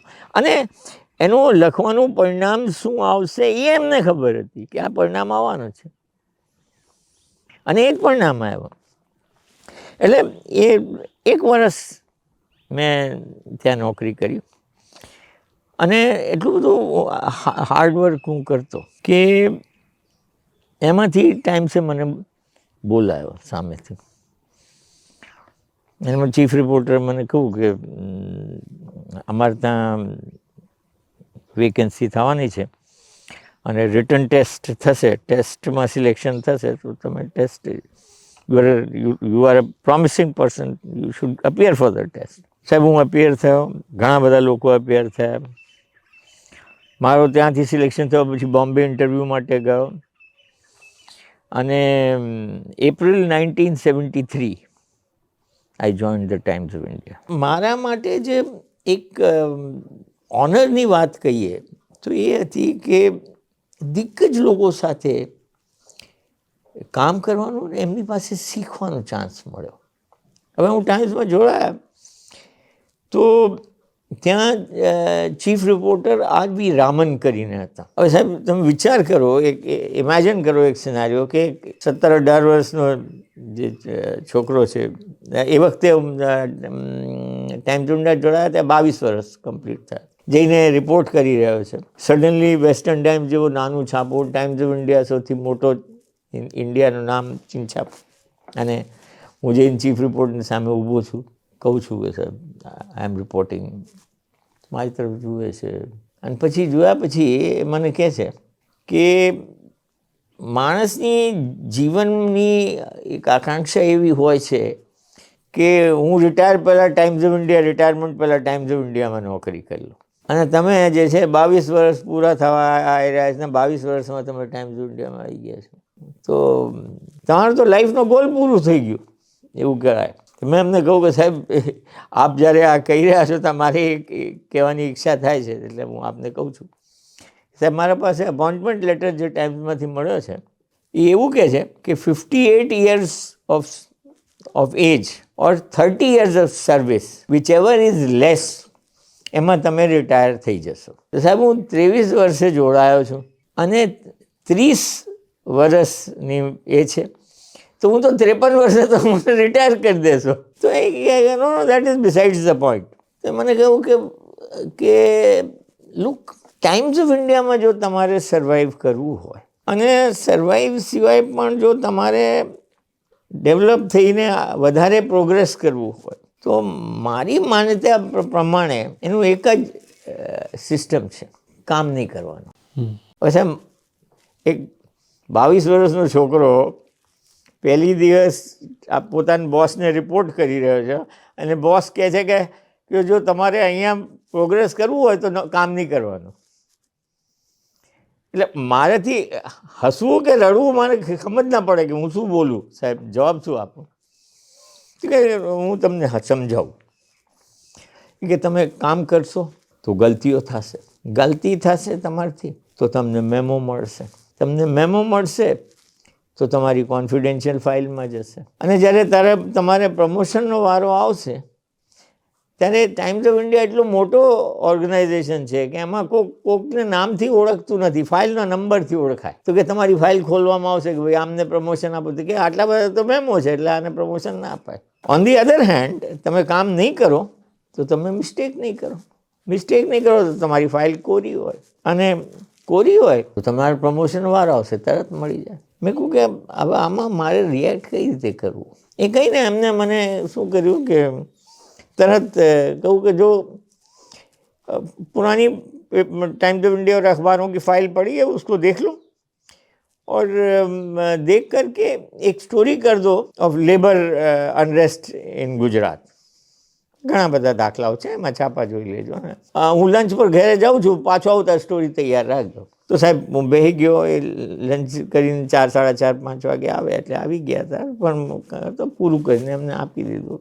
તરત લઈને ગયા અંદર, એડિટરને બતાવ્યું, અને પહેલા દિવસે પહેલા પાને મારી byline story Times of India. Oh, first day byline story R.K. Mishra. તો ખુશ. તો તમે આખી સ્ટોરી કેવી રીતે તૈયાર કરી? એ મેં જે છાપાઓ, જેમ સાહેબે કહું હતું કે ભાઈ જૂના છાપામાં દ્રષ્ટાંતો હશે કે અહીંયા સ્ટ્રાઇક થઈ, અહીંયા થઈ, આ છે, એ બધું કરીને મેં કરી દીધું હતું અને મને બાયલાઇન એ મળી ગઈ. સાહેબ પછી ઓલમોસ્ટ આખા વરસ મેં જબરજસ્ત સ્ટોરીઓ કરી. પહેલાં પાને છપાય, ઇન્ટરનલ એનાલિસિસ થાય, એમાં થાય કે R.K. મિશ્રાની આ સ્ટોરી બહુ સારી હતી, પણ બાયલાઇન નહીં. આખા વર્ષ મને બાયલાઇન જ ના આપી, સ્ટોરીઓ છાપી, ફ્રન્ટ પેજ છાપી, બધું થયું. પછી મારું કન્ફર્મેશન આવ્યું ને કન્ફર્મ થઈ ગયું. પછી મારા ચીફ રિપોર્ટરે મને બોલાવ્યો અને મને કહું कि जिस दिन तुम पहले दिन आए थे मैंने तुमको एक बात कही थी मैंने तुमसे ये कहा था कि काम नहीं करने का, अगर टाइम्स ऑफ इंडिया में आगे बढ़ना है तो। आज मैं तुमको दूसरी बात बताता हूँ, कोई कुछ भी बोले सुनने का नहीं, मेहनत तो करनी पड़ती है। चाहे तुम्हारा चीफ रिपोर्टर ही हो, खुद की बुद्धि वापरो, मेहनत के बिना कुछ नहीं हो सकता, किसी की बात मानने की जरूरत नहीं है, मेहनत तो करनी पड़ती है। तो સાહેબ એ રીતે એ લોકો શીખવાડતા, આખા વર્ષ મેં બહુ મહેનત કરી, તો એ રીતે હું શીખ્યો and I have done some very good stories. એ પછી જે આપ વિચાર કરો કે નવનિર્માણ એજિટેશન થયું હતું અને નવનિર્માણ મેં આખું કવર કર્યું અને એમાંથી ઘણું બધું શીખવા પણ મળ્યું. અને એ પત્રકારો માટે હું તો એવું માનું છું કે આવા જાતના કવરેજીસમાં શું પિટફોલ્સ હોય છે ને શું પ્રોબ્લેમ્સ હોય છે અને રિપોર્ટર્સ ક્યાં ફસાઈ જાય છે, એ પણ દેર શુડ બી અ વર્કશોપ જેમાં આ રિપોર્ટરોને આ શીખવાડવાની જરૂર છે. અંડર પ્રેશર જ્યારે આપ કામ કરતા હો ત્યારે ન્યૂઝ આવી, ફલાની જગ્યાએ ફાયરિંગ થઈ ગયું, 2 જણા ઘાયલ થયા છે, આમ છે, થઈ જાય. ચારે બાજુથી આવી ખબર આવતી હોય ને તમારે તરત લખવાનું હોય, સ્ટોરી હોય, પછી એડિશન ડેડલાઇન્સ આવતી હોય, તમે શું કરો, નોર્મલી આપી દો કે ભાઈ તના સાહેબ આપ જોઈ લેજો ને જરા. તના સાહેબ એ પણ પ્રેશરમાં છે એટલે ગુજરાત સમાચાર કે યાર તું જોઈ લેજે ને જરા. આમ ફરી ફરીને પાછી વાત તમારી પાસે આવે કે ભાઈ આવું થઈ ગયું છે, એ જરા કન્ફર્મ કરી લેજો. તમે જ આ આખી મોકલી હોય, તમને કન્ફર્મ થઈ ગયું, લખી માર્યું, બીજી ખબર પડી કે ફોલ આમાં કંઈક લોચો થઈ ગયો. સો આવા જે પ્રોબ્લેમ્સ ઊભા થાય છે ફિલ્ડ રિપોર્ટિંગ, એટલે એ પ્રોબ્લેમ્સ અત્યારે મારા પ્રમાણે જે એકેડેમિક એજ્યુકેશન જે અત્યારે જર્નલિઝમના કોર્સીસ ઘણા બધા શરૂ થયા છે. અમારા ટાઈમમાં તો ગુરુ શિષ્ય પરંપરામાં અમે શીખ્યા છીએ, એ વખતે તો કંઈ હતું જ નહીં. પણ એ લોકો એ જમાનાના ગુરુઓ તમને એવી રીતે શીખવાડતા કે તમારા ભેજાની અંદર ઠસાઈ જાય એવી રીતે શીખવાડતા. અને સજા આપતા તમને 2 મિનિટ એમને કહીને હાથ કરીને લાફડમાં આપી દે, એવું ના દેખાય એમને કે ભાઈ. મને યાદ છે ગુજરાત હેરલ્ડમાં ન્યૂઝ રૂમમાં નવો નિશાળો 71ની લડાઈ શરૂ થઈ. એમાં 71ની લડાઈની શરૂઆત જ્યારે થઈ ને ત્યારે ઇન્ડિયાના ઘણા બધા એર બેસીસ પર પાકિસ્તાની જેટનો બોમ્બમારો થયો હતો. હવે જે એજન્સીનું એમાં આવે એકદમ ફલાના બોમ્બ, એટલે હું જે દોડીને જાઉં જોઉં અને પછી જઈને ડેસ્ક ઉપર કહું સાહેબ બોમ્બમારો થઈ ગયો, આમ થઈ ગયું, અને વેરી એક્સાઇટેડ. હવે આવું બધું ચાલતું હતું. એમાં દૂર કેબિનમાંથી અમારા એ વખતે ગુજરાત હેલ્થના એડિટર એ બહાર નીકળ્યા છે કોઈ કામે, અને એમને જોયું કે આ છોકરો બૂમબરાણ કરી રહ્યો છે, આમથી આમ દોડે છે ને પછી આમ જાય છે. ને ત્યાંથી એને એ માણસ બહુ સોફ્ટ સ્પોકન, મુદલિયાર કરીને માણસ હતો, એડિટર હતો, વેરી સોફ્ટ. પછી એ ઇન્ડિયન એક્સપ્રેસ અમદાવાદમાં પણ રહ્યા હતા. કોઈ એમની આવાજ કોઈએ બહુ જોશથી બોલતા હોય એવું કોઈએ સાંભળ્યું નહોતું, એટલે ત્યાંથી એને બૂમ મારી અને રીતસરનો ગાળ, "You son of a bitch, sit down! Sit down! And don't get up until I tell you to." સાહેબ મને તો જેમ હું તો એકદમ બેસી ગયો. હવે અડધી કલાક થયો છે તો મારે વોશરૂમમાં જવાનું હતું. તો મેં મારા ઇમિડિયેટ બોસને કહું, મેં કહું સાહેબ જાફર ખાનને, મેં કહું સાહેબ, તો કે જાઓ ને. અરે મેં કહું સાહેબ કહી ગયા છે ઉઠવાનું નહીં, મારી નોકરી જશે, મામૂલી તો મારી નોકરી મળી છે. તો કે ના તું જઈ આવો, હું કહી દઈશ. મેં કહું ના સાહેબ, જ્યાં સુધી સાહેબ ના કહે હું નહીં જાઉં. તો કે તું અહીંયા બગાડશે યાર. મેં કહું ના સાહેબ હું નહીં જાઉં. એ જઈને અંદર કહીને આવ્યા છે કે સાહેબ પેલું ઉઠતો નથી અને ટોયલેટ જવું છે. ત્યાં go to the toilet and come back and sit down. સાહેબ હું તો ખુરશી પરથી 1 વાગ્યા સુધી, રાતના 1 વાગ્યા સુધી ઉઠ્યો જ નહીં, બેસી રહ્યો. પછી એને જ્યારે એડિશન પૂરું થયું પછી એને મને બોલાવ્યો અને મને કહું, મેં કહું આપણે પત્રકાર છે, આપણે ગંભીરમાં, આપણું પ્રોજેક્શન ગંભીર, અહીંયા આ બિલ્ડિંગ ઉપર બમ પડે ને તોય આપણે કામ કરવાનું છે. પત્રકારિતા શેને કહેવાય છે, એનું એક એટિકેટ હોય, એનો એક પ્રોટોકોલ હોય. આપણે લખીએ છીએ ને લાખો હજારો માણસો વાંચે છે, તો આપણે we are forming their opinion on things. We are taking news to them. તો આપણા પોતાનું કોન્ડક્ટ કેવું હોવું જોઈએ? આપણો પોતાનો conduct should be above all this. એટલે સાહેબ આવા માણસો પાસેથી આવી ચીજો આપણે શીખ્યા. બહુ વખત ગુજરી ગયો. અત્યારે હું મારા મેમોઝ લખી રહ્યો છું, મારી જીવની લખી રહ્યો છું. એટલે જે માણસો મને લાયા હતા, હું એમને, હવે એ વખતે તો કંઈ પૂછાય કે બોલાય નહીં, એ તો એટલા સિનિયર હતા. હવે મારી સિનિયોરિટી પણ છે, તો હું એ લોકોને કોન્ટેક્ટ કરીને એમની બેકગ્રાઉન્ડ પૂછી રહ્યો છું. તો જે મિસ્ટર સોમેશ્વર રાવ જે મને જેમ્સ બોન્ડનું આર્ટિકલ લખવાનું કહ્યું હતું, એમને મેં ગોતી કાઢ્યા. એક બેંગ્લોરમાં ક્યાંક ઓલ્ડ એજ હોમમાં રહે છે, હજી લખે છે. તો મેં એને પૂછ્યું, મેં કહું, સર,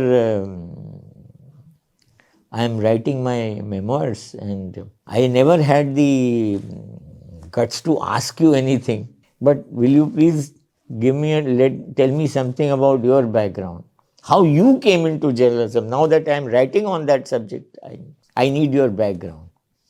So પત્રકાર તો મગજ કેવી જાતનો. So you want my obituary? મેં કહું, નહીં સાહેબ, મારી એવી હિંમત નથી કે આપની ઓબિચ્યુરી હું માંગી શકું. No, it's all right. પછી એમને I send you a short note કરીને નોટ મને મોકલી આપ્યો. And it was a very interesting note. It was interesting because એ પોતે નાગપુરમાં ભણતા કોલેજમાં. એક વખતે ત્યાંથી એક ઇંગ્લિશ છાપું નીકળતું હતું, નાગપુર ટાઈમ્સ. એટલે આ ભાઈને પણ લખવાનો શોખ.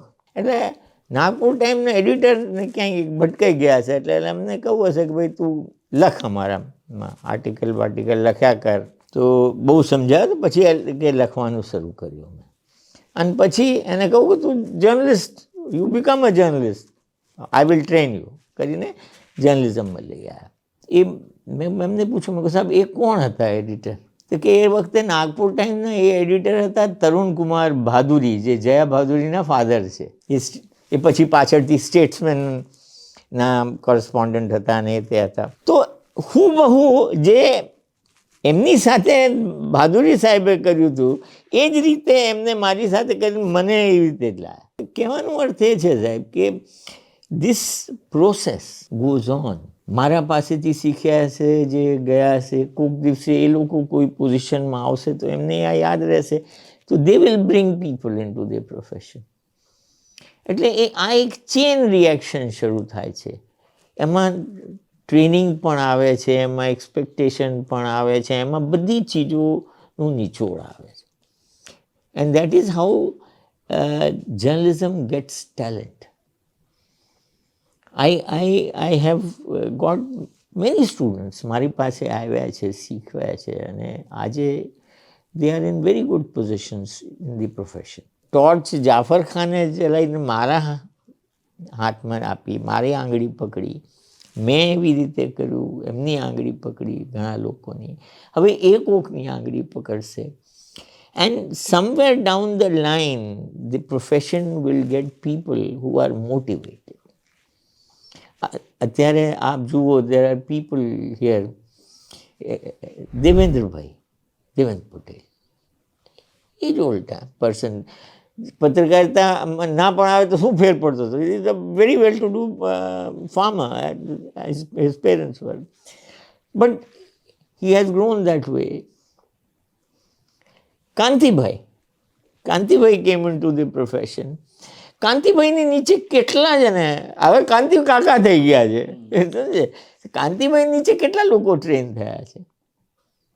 એટલે એ આજે જે પ્રોસેસ છે, ધીસ ઇઝ વોટ ગિવ્સ. અને એમાં જ્યારે when you add to it was because of my work here in Times of India, અમદાવાદમાં જે મેં કામ કર્યું હતું, એમાં પછી 78માં મને રાજકોટ મારી પ્રમોશન થઈને પોસ્ટિંગ થઈ. મારા આમ બાપદાદાનું ગામ, બટ મને પણ એ ખબર નહોતી ત્યાં સુધી કે મારા ફેમિલીનું શું કોન્ટ્રીબ્યુશન છે સૌરાષ્ટ્રમાં અને મારા બાપ દાદાએ શું કઈ જાતનું કામ કર્યો છે ત્યાં. તો પહેલી વખત જ્યારે હું ગયો અને એમનું જે સર્કલ હતું મારા ફાધરના અને મારા ગ્રેન્ડફાધરના અને ગ્રેટ ગ્રેન્ડફાધરના, જ્યારે લોકોને મળવા ગયો તો એવું મને પ્રતીતિ થઈ કે મારા વડીલોએ અહીંયા કામ કર્યું છે અને સારો કામ કર્યો છે. હું આપને એના દૃષ્ટાંત આપું. હું મારી પોસ્ટિંગ થાય ક્યાંય તો હું થોડા દિવસો સર્કિટ હાઉસમાં રોકાઉં. હવે રાજકોટમાં સર્કિટ હાઉસ એનેક્સીમાં હું રોકાયો અને રાજકોટ સર્કિટ હાઉસ જે છે એ જુનાગઢ સ્ટેટનું મૂળ ઉતારો પછી એ રાજભવન થયો. એટલે એ જમાનાના એક બે જૂના માણસો રિટાયર થઈને ત્યાં હજી નોકરી કરતા હતા. એટલે હું એનેક્સીમાં રોકાયો તો વાતો થાય ને એ લોકો ચા પાણી મારે લાવવાના હોય ને કંઈ હોય કામ કરતા હોય ત્યાં અટેન્ડ કરતો. એમાંથી એકને કોઈને ખબર પડી કે DS મિશ્રા જે જુનાગઢ સ્ટેટના વકીલ હતા અને રાજકોટમાં બિલખાઉસ સામે રહેતા, એમના કોઈક અંતરંગ સગાવાળા જે છે ને એ અત્યારે આવીને રોકાયા છે. અને પૂછું કે સાહેબ મિસુર, સૌરાષ્ટ્રમાં શું તો મિસુર સાહેબ કહેતા એમ કે આપ વડીલ મિસુર સાહેબના શું થાવ? તો મેં કહું કે હું એમનો પૌત્ર છું. તો પેલો સર્કિટ હાઉસનો માણસ એ મને પૂછે તો આપ કોના દીકરા છો? હવે મને બહુ આશ્ચર્ય થયું કેમ કે એને કઈ રીતે આ વાતની ખબર છે. મેં કહું હું વસંતભાઈનો છોકરો. તો કે એમ બોલો ને. અને પછી જે લોકો મળવા આવ્યા મને એમાંથી, અને એનાથી થકી લોકોને મળવાનું થયું તો એક જાતનું સંબંધો નીકળ્યા. એ જ રીતે જુનાગઢ સર્કિટ હાઉસમાં ત્યાં જે મેઇન બટલર હતો મહમ્મદ ખાન, હવે રજવાડાના ટાઈમનો માણસ અને માધવસિંહનો બહુ પ્રિય. કે માધવસિંહને જ્યારે મુખ્યમંત્રી હતા ને આવતા જુનાગઢ સર્કિટ હાઉસમાં તો મહમ્મદ ખાનને બોલાવે कि मोहम्मद खान ये बताओ ये छुरी कांटा ऐसे क्यों नहीं रखते हैं, ऐसे क्यों रखते हैं, ऐसे क्यों खाए? અને એ સમજાવે પાછા મુખ્યમંત્રીશ્રીને સમજાવે કે સાહેબ ના આમ નહીં આમ જ મુકાય અને આ પ્લેટ આમ રાખવી પડે અને આપણે જમ્યા પછી જે છે ને આની જે છે ચમચો જે છે ને આ બાજુ કરી દેવાય એટલે પેલાને ખબર પડે કે આ લઈ જવાનું છે, થઈ ગયું છે પૂરું. એટલે સર્કિટ હાઉસ જુનાગઢમાં રોકાવતો એટલે મોહમ્મદ ખાન સાથે મારું પરિચય થયું ને પછી વાત થઈ. હવે મોહમ્મદ ખાન મારા ગ્રેન્ડફાધરને બહુ સારી રીતે ઓળખે એટલે મને કહે સાહેબ ખોખર સાહેબની તબિયત બહુ ખરાબ છે. હવે હું ખોખર સાહેબને ઓળખું નહીં, એ તમારા દાદાજીના જે છે ને મિત્ર હતા, એમની તબિયત ખરાબ છે. તો હું કહી દઉં હા જી. તો કે ના તમારે જોવા જવું પડશે. એટલે મેં કહું મોહમ્મદ ખાન મારી પાસે ટાઈમ નથી, મારે બીજી ના ચાલે સાહેબ, આ બાપદાદાઓના સંબંધો છે, જવું જ પડે. એ હકથી એ માણસ એટલા હકથી મને કોઈ ચીજ કહે કે મારે પછી એ સાચવવું પડે. એટલે મારા માટે એ આખી દુનિયા માટે એ બટલર હતો પણ મારા માટે વડીલ હતો. અને મારી પત્ની સોમનાથથી આવતા હતા તો હું જઈ ના શક્યો અને મેં કહું હતું કે મેં તમે ત્યાં રોકાવજો અને જમીન પછી રાજકોટ આવતા રહેજો. તો કે સારું. અમે કહું એક વાત ધ્યાન રાખજો, ત્યાં મોહમ્મદ ખાન છે ત્યાં બટલર છે અને એ જે છે ને એમને ખબર છે કે તમે આવવાના છો એટલે મેં કહું એના પગે પડજો અને એ તમને હું કહું છું કે પૈસા જરૂર આપશે, એ છાના મુના રાખી જ લેવાના, બટલર નથી, એ એક વારસો છે. એટલે આવા જે સંબંધો હતા એ હવે એ સંબંધોની જે એક લેવલ છે એ મેં સૌરાષ્ટ્રમાં જોયું. બહુ સ્ટ્રોંગ, આ બધી બાબતોમાં બહુ સ્ટ્રોંગ છે એ લોકો. અને એવી જાતની મને ઘણી બધી એ થઈ. અને પ્રોફેશનલી મેં આવી બધી ચીજો જોઈ. ફોર એક્ઝામ્પલ, આપ માંગરોળથી પોરબંદર જાઓ કોસ્ટલ હાઈવે છે. અને પોરબંદરથી થોડાક પહેલાં, આ મારા ટાઈમની વાત કરું છું, જે વખતે હું ત્યાં હતો. અને એ કહી શકું કે 93-94 સુધી આ વાત હતી. એટલે તમને બહુ આશ્ચર્ય થાય. પોરબંદરથી 10-15 કિલોમીટર પહેલાં માંગરોળ પછી એ રોડ ઉપર હનુમાનજીનું મંદિર છે. અને હનુમાનજીના મંદિરનું મહંત એક મહિલા છે, મોચા સંતોષગીરી. અને એ ફ્રેન્ચ લેડી છે. હા, બરાબર છે. બરાબર. અને બહુ જ શુદ્ધ કાઠિયાવાડી બોલે છે. સાહેબ, હું જ્યારે મને ખબર પડી ને તો હું તો ગાઉં. અને ગામના લોકો, હું ગયો કે મારે મળવું છે ને, તો ગામના લોકો ફોટા બોટા ના પાડવાના દીધા. પછી મેં એની આખી હિસ્ટ્રી કાઢી કે શું થયું હતું. સાહેબ, ગુજરાતની જે પ્રથાઓ છે એના માટે આપને માન આવે એવી વાત એમાંથી નીકળી. એ મહિલા ભારત પ્રેમી હતી અને ફ્રાન્સથી કુંભ મેળામાં આવી હતી. અને કુંભ મેળામાં એનો બળાત્કાર થયો હતો. અને એ બહુ વિક્ષિપ્ત સ્થિતિમાં હતી. એ વખતે ગુજરાતથી ગયેલા કોઈક સાધુ એને મળ્યા, એને પૂછ્યું, એને પોતાની આપવીતી એને કહી આ લોકોને, સાધુઓને. તો આ લોકો કે બા નાની હતી, એમના કરતાં બધા કરતાં નાની હતી, કે બા તમે બાપ અમારી સાથે ચાલો, અને લઈ આવ્યા. આ ઝીણ પડ્યો તો મંદિર આ જે હતું ને, આ હાવ એ હતું, એને આ લોકોએ ઠીક કર્યું, ગામડાના લોકોને, ગામના લોકોની મદદથી. અને ધર્મને પ્રાયશ્ચિત રૂપે વિચાર કરો, વિચાર કરો કે આપણા ધર્મને કોઈ માનતો હોય અને એને આવું પરિસ્થિતિમાંથી ગુજરવું પડે, એ ધર્મને લાછણરૂપ છે. એટલે એ ધર્મ પ્રાયશ્ચિત કરે એ રીતે એને ત્યાં હેડ તરીકે ઇન્સ્ટોલ કર્યો. એટલે નવી પ્રણાલિકાઓ, નવું વિચાર, કેટલું ઉચ્ચ વિચાર. અને એ ત્યાં આવ્યા. અને એ ત્યાં આવ્યા પછી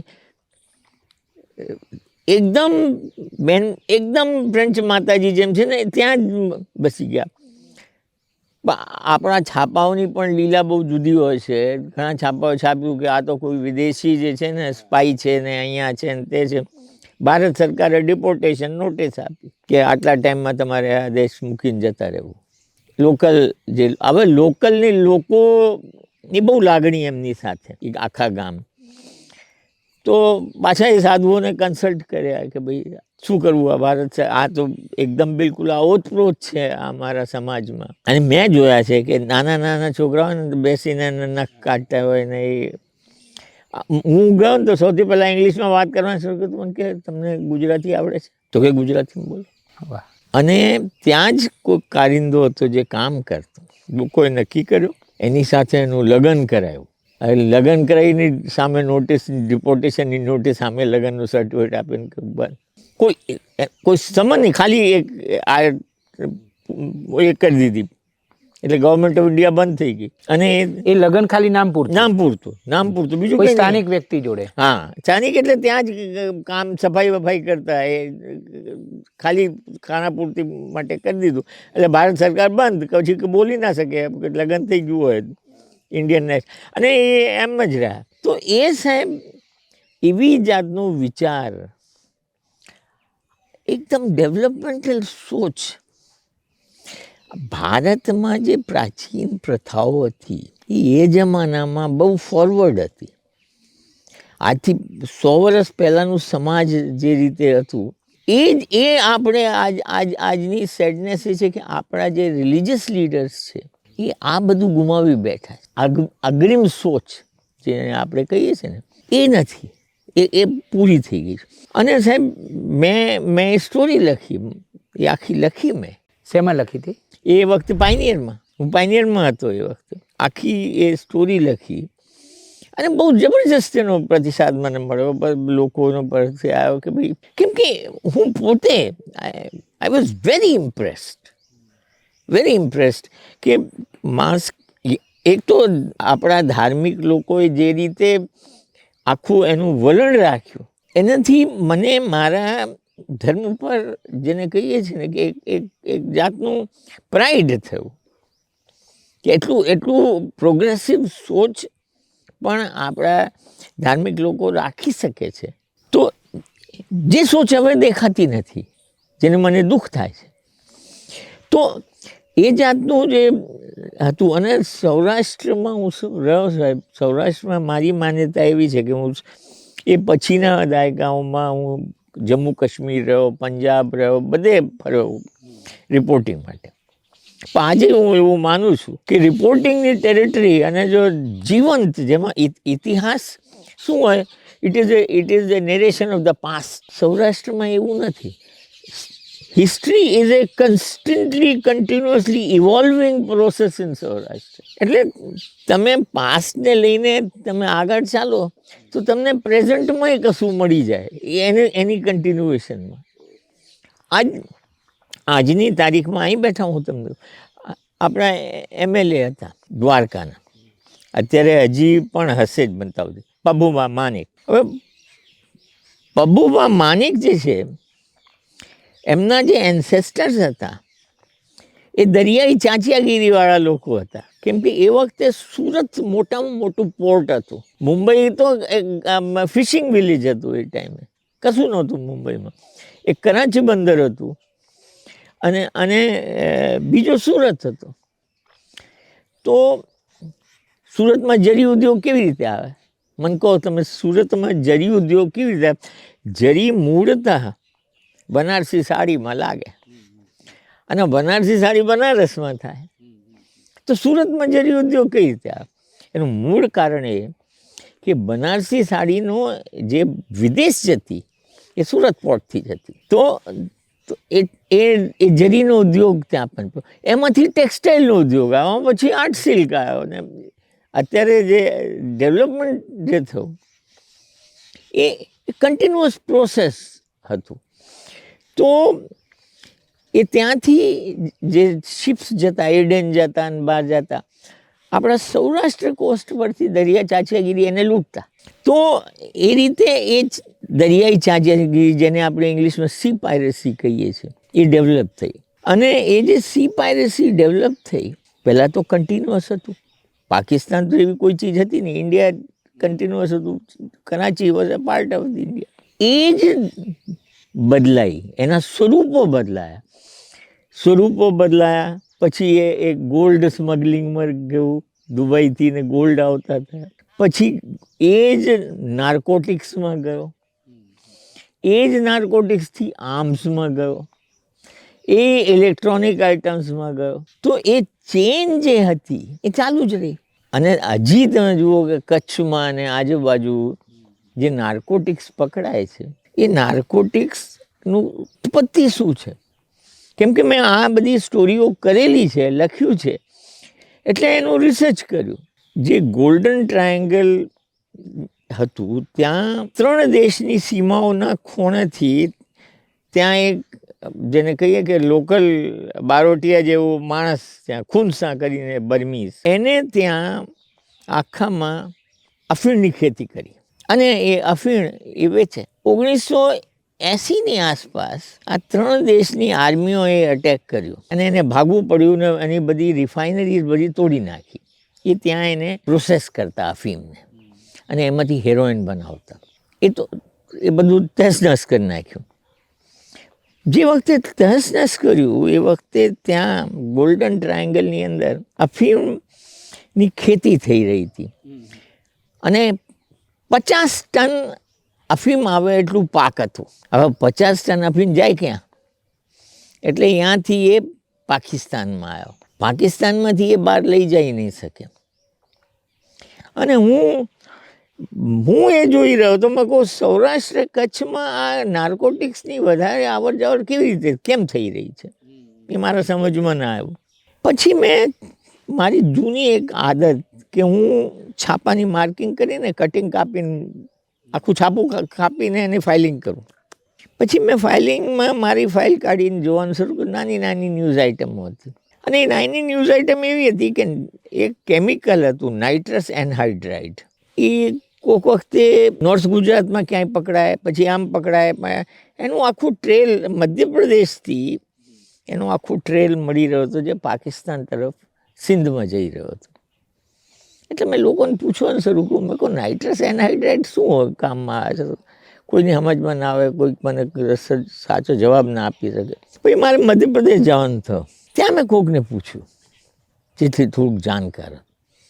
એ કે નાઇટ્રસ એનહાઇડ્રાઇડ તો તમારે જો અફીમમાંથી હેરોઇન બનાવવું હોય તો નાઇટ્રસ એનહાઇડ્રાઇડ વગર થાય જ નહીં. એટલે એમાંથી મને ખબર પડી કે આ નાઇટ્રસ એનહાઇડ્રાઇડની સ્મગલિંગ ઇન્ડિયાથી પાકિસ્તાન થઈ રહી હતી, જ્યાં રિફાઇનરીઓ ઊભી થઈ હતી, જ્યાં અફીણને આ લોકો પ્રોસેસ કરતા, એમાંથી હેરોઇન બનાવતા, અને એ હેરોઇન પાછું કચ્છના રસ્તે પાછું આવે ઇન્ડિયામાં, અને કચ્છના રસ્તે આવી અને મુંબઈથી બહાર નીકળી જાય.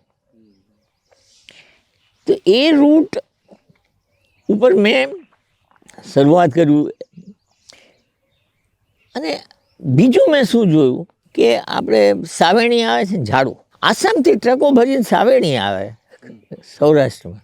તો મારા મગજમાં એવું એક બહુ સિમ્પલ વાત આવી કે આસામથી તમે ભરીને ટ્રક સાવેણી લાવો તો તમને પરવડે કઈ રીતે, પોસાય કઈ રીતે? એની કોસ્ટ કરતાં એની ટ્રાન્સપોર્ટેશન વધી જાય. તો આ શું કામ આવી રહ્યું છે? એટલે અંડરવર્લ્ડના મારા જે કનેક્શન હતા ને એ બે ચાર જણ પૂછતાછ કરી કે એવું કશું નથી સાહેબ, આ કે એ હેરોઈન આવે છે ત્યાંથી આમાં. વાહ! તો હવે એમાંથી જે ખબર કાઢી તો શું નીકળ્યું કે એ હેરોઈન આવે અને કચ્છ અને સિંધ બે બાજુ બેટ બહુ છે, બેટ. એટલે આ બધું બેટ ઉપર લઈ જાય. અને અનઇન્શ્યોર્ડ કાર્ગોવાળા જે પાણીના જહાજો હોય એ આવે, એમાં ચડાવે અને અહીંથી જાય સોમાલિયા. અને સોમાલિયામાં આઈદીદ કરીને ત્યાં એક લોકલ લીડર વોરલોર્ડ જેવું હતું, એની પાસે જાય. એ પછી ત્યાંથી બ્રશ થઈને એ માફિયાને વેચાઈ જાય. હવે સાહેબ એક્સ ઇન્ડિયા એ વખતે એ 3 લાખ રૂપિયા કિલો, અને જ્યારે માફિયા પર થઈને અને વિદેશમાં પહોંચે ત્યારે 5 કરોડ રૂપિયા કિલો થઈ ગયો એનો ભાવ. હવે તમે આ જે છે તો આમાં પ્રોફિટ માર્જિન કેટલું? હવે પછી એમાં વધારે ઉતર્યો અને હું લખતો જાઉં. આ બધી લખેલા જ છે મેં સ્ટોરીઓ, બધી ટાઈમ્સ ઓફ ઇન્ડિયા ઓલ એડિશન્સમાં છપાઈ છે. પછી પાયનિયરમાં લખી છે, પાયનિયરમાં હતો ત્યારે પણ મેં બહુ લખ્યું છે. પછી મારા એક બે કોન્ટેક્ટ હતા, એમને મેં પૂછ્યું હતું. અને આમ જ એકેડેમિક કે ભાઈ આ સુરતમાં ડાયમંડ ઉદ્યોગ કઈ રીતે અને કઈ રીતે આ ઉત્પત્તિ થઈને. તો મારો જે અંડરવર્લ્ડનો કોન્ટેક્ટ છે ને એને કહું કે એ પહેલાં પછી કહું. હવે હું એને પૂછવા શું ગયો હતો કે જ્યારે નરસિંહ રાવની સરકાર હતી પછી 60 કરોડનો કંઈક સૂટકેસ કાંડ થયો હતો એ જમાનામાં. તો મારા તંત્રી વિનોદ મહેતા હતા, એમનું મારી પાસે મેસેજ આવ્યું કે ભાઈ આ બેનામી આવા ટ્રાન્ઝેક્શન્સનું કંઈ તમારા સૌરાષ્ટ્ર કોસ્ટ પર કશું છે, તમે ગુજરાતમાં છે આવું કંઈ? તો મારા સૌરાષ્ટ્રના એક બે કોન્ટેક્ટ હતા. અમે રાતે બેઠા હતા, વાતો કરતા હતા ને તે પછી જમવા ગયા હાઈવે ઉપર, વાત નીકળી. તો મેં એને ધીમેથી પૂછ્યું, મેં કહું ભાઈ આ અત્યારે છાપામાં બહુ ચગાઈ રહ્યું છે, 60 કરોડ રૂપિયાનું આ કાંડ થયો છે કે ભાઈ નરસિંહ સૂટકેસ કાંડને આ તે. તો પેલો ભાઈ સૌરાષ્ટ્રમાં તો આમ પાન, આટલો મોટો પાન કે રોકાય, એની પાનની પીક મારી. એ કે આ તમે લોકો અક્કલ વગરના માણસો છો. મને કે તમે પત્રકારો અક્કલ બુઠ્ઠા છો. એ કે અમે આ એક પીક મારીએ ને તો 200 કરોડની કાંડ હોય. એક પીક અમારી 200 કરોડની હોય. આ 60 કરોડ લઈને આખા દેશ ગાંડો થયો છે તમારો. મેં કહું કેવી? એ કે આખું જે એ સિસ્ટમ છે એમાંથી પછી નીકળ્યું. એ કે જે આ બધું જાય છે, કોકને માલ વેચો કે આપણે તો વેપારી પ્રજા અને જે છે કે આપણે માલ વેચવું હોય તેની કિંમત આવે કે નહીં. હવે 2 નંબરનું માલ ગયું તો 2 નંબરની કિંમત આવે ને, કે 1 નંબરનું થોડુંક આવવાનું છે. તમે કહો તેથી કે કોન્ફ્લિક્ટ એરિયાઝમાં આફ્રિકામાં ત્યાં જે ડાયમંડ રફ આવે છે એ ત્યાંથી આવે છે અને એ જાય સુરત. અને કે તમે સુરતમાં કોઈ નહીં પૂછો, એ જમાનાની વાત કરી રહ્યો છું, તો કે કોઈ નહીં પૂછો, કોઈ હા નહીં પાડે, કેમ કે ડીબીએસથી એ લોકોને જે રફ આવે છે ડીબીએસથી આવે છે, ડીબીએસને ખબર પડે કે કોન્ફ્લિક્ટ ડાયમંડ આવી રહ્યા છે તો એ પોતાનું સપ્લાય બંધ કરી દે, તમને બ્લેકલિસ્ટ કરે. એટલે આવે છે અને એ કે ત્યાંથી રિફાઇન થઈ અને પછી જાય કે ભારત સરકારને ખબર છે ને બધાને ખબર છે કે આવી રીતે આવે છે ને આવી રીતે જાય છે બધું. એટલે એ આખી સ્ટોરી મેં પહેલાં જે હિરોઈનની સ્ટોરી કરી હતી એક સૌરાષ્ટ્ર કોસ્ટની, એ સ્ટોરી એજન્સીએ, ઇન્ટરનેશનલ ન્યૂઝ એજન્સીએ લિફ્ટ કરી, રોયટર્સે. અને જોગાનું જોગે એર ઇન્ડિયાના વિમાનમાંથી પેનલિંગમાંથી પકડાયો મોટો, એ મોટી સ્ટોરી થઈ. સાહેબ એ સબ્જેક્ટ ઉપર, ઓપિયમ ઉપર 10 વર્ષ સુધી નેશનલ જિયોગ્રાફિકે રિસર્ચ કરીને આખો ઇસ્યુ પાર પાડ્યો. આખો ઇસ્યુ એ લોકોએ ઓપિયમ ઉપર જ કાઢ્યો, આખો ઇસ્યુ ઓપિયમ ઉપર જ છે. તો એવી જાતની જે સ્ટોરીઓ કરવાની જે મજા આવે કે આપણે એમાં અંદર પડીએ. ગુજરાત સૌરાષ્ટ્રમાં તો સૌરાષ્ટ્રમાં ફોરવર્ડ ટ્રેડિંગ ઓઇલ અને ગ્રાઉન્ડનટનું એટલું મોટા પાયે થતું. અને આમાં ખરી રીતે જોખમે પણ બહુ હોય છે, એમાં એવું નથી હોતું, પણ જોખમ is part of the game. એક પત્રકારિતા એક જુનૂન છે અને એકવાર તમે એમાં ખેંચાઈ જાઓ ને પછી નશેડી જેવું હોય છે ને એવું આ પત્રકારિતાનું છે. સો એમાં અને એક પછી એક જે સ્ટોરીઝ નીકળે છે. એટલે હું કહું છું કે સૌરાષ્ટ્રમાં તમે મને ક્યાંય મૂકી દો અને મને તમે ગાડીમાં લઈ જાઓ, ઊભા કરી દો, અહીંયા મિશ્રાજી અહીંયા મને એક સ્ટોરી કહો, હું સાહેબ તમને 24 કલાકમાં નેશનલ સ્ટોરી આપી દઉં. તમે એના ઇતિહાસમાં જાઓ ને તો તમને મળે. દરિયાઈ ચાચાગીરી પર આ વિચાર કરવાનું આઈડિયા મને કોને આપ્યું? હું તમને Shambhuprasad Desai, historian, IAS officer હતા, પછી સૌરાષ્ટ્રની બાબતમાં અથોરિટી ગણાય, એમનું સાઇન કરેલું આર્ટિકલ મને એમને મોકલી આપ્યું હતું, હજી પડ્યો છે મારી પાસે. એ બેસિસ બન્યો, જે બેસિસથી હું નીકળ્યો. કોઈક દિવસે વિચાર કર્યો કે 3 માણસો જે લોકોએ આ વર્લ્ડની મેપ ઉપર ચેન્જીસ લાવ્યા, એ એક જ ડિસ્ટ્રિક્ટમાંથી કેમ આવ્યા? મહાત્મા ગાંધી, જીના અને ઝુલ્ફિકાર અલી ભુટ્ટો, એના ફાધર. એ બધા જુનાગઢ ડિસ્ટ્રિક્ટ અને લાગતા વળગતા રાજકોટ ડિસ્ટ્રિક્ટના ગામડામાંથી આવે છે. પોરબંદર તો ફરીથી ડિસ્ટ્રિક્ટ બન્યો ને, પહેલાં તો એનું જ ભાગરૂપ હતું. તો એટલામાંથી આ 3 જણા આવ્યા છે અને આખું વિશ્વ એ બદલાઈ ગયું એમાંથી. આના ઉપર તમે જાઓ, જે માણસે જીના સાહેબનું ગામડામાં જે એમનું મકાન છે કોઈ પટેલે રાખ્યું છે, હજી સુધી એમ જ રાખ્યો છે અને એમાં કોઈ ફેરફાર કર્યા નથી. તમને ખબર છે કે મોહમ્મદ અલી જીના મૂળતા હિન્દુ હતા, હિન્દુ જ હતા, દાદા એમના હતા. એ જ્યારે એમને એક મુસ્લિમ બિઝનેસમેન સાથે મળી અને ફિશ એક્સપોર્ટ કરવાનું બિઝનેસ કર્યો, ત્યારે એમને નાત બહાર કરી દીધું હતું. પછી એને પછી એ મૂકી દીધું. એમના જીનાના ફાધર ને ગ્રેન્ડફાધરની વાત કરું છું. તો એને મૂકી દીધું અને કે ભાઈ મને પાછા લઈ લો. પણ એ વખતે જે બ્રાહ્મણો હતા એનું કે ના, એકવાર તને બહાર કરી દીધું. એમાંથી એમાં મુસ્લિમમાં ગયા અને જીના જેવી કોઈ અટક છે જ નહીં અને હતી જ નહીં. આ જીના જે હતા એ પાતળા એકદમ. તો આપણે સૌ કાઠિયાવાડમાં કહીએ ને ઝીણીઓ, એ ઝીણીઓમાંથી જીના થયા. નો, મૂળ તો એ લોહાણા હતા. મૂળ લોહાણા, એબ્સોલ્યુટલી રાઈટ, મૂળ એ લોહાણા હતા. એટલે એ જે છે, એવી જ રીતે તમે પોરબંદર જુઓ તો પોરબંદરમાં તમે અત્યારે 2 મોટા ફિલ્મ એક્ટ્રેસીસ જે છે એ જે 2 ફેમિલીમાં ગયા છે, એમની વહુઓ છે, જુહી ચાવલા અને મુમતાઝ. બંનેના રૂટ્સ પોરબંદર, નાનજી કાલિદાસ મહેતાની ફેમિલીના અને માધવાની ફેમિલી. તો એવું જો તમે જ્યારે અંદર ઉતરો ને તો એટલું બધું મળે તમને. મિશ્રા સાહેબ, ગુજરાતી સાહિત્યના સંદર્ભમાં બે વ્યક્તિને સવાઈ ગુજરાતી કહેવાય છે. એક ફાધર વાલેસ જે સ્પેનથી આવ્યા હતા અને પછી સવાઈ ગુજરાતી બન્યા. બીજા કાકા સાહેબ કાલેલકર જે મહારાષ્ટ્રથી આવ્યા હતા ને સવાઈ ગુજરાતી બન્યા. પણ એમનો સંદર્ભ સાહિત્ય સાથે છે. મને કોઈ પૂછે તો પત્રકારત્વના સંદર્ભમાં હું સવાઈ ગુજરાતી માત્ર ને માત્ર તમને કહું. અને એમાં તમારી આખું જીવન, સંસ્કૃતિ અને ભાષા, એટલે મારે તમારી સાથે ભાષાની પણ વાત કરવી છે.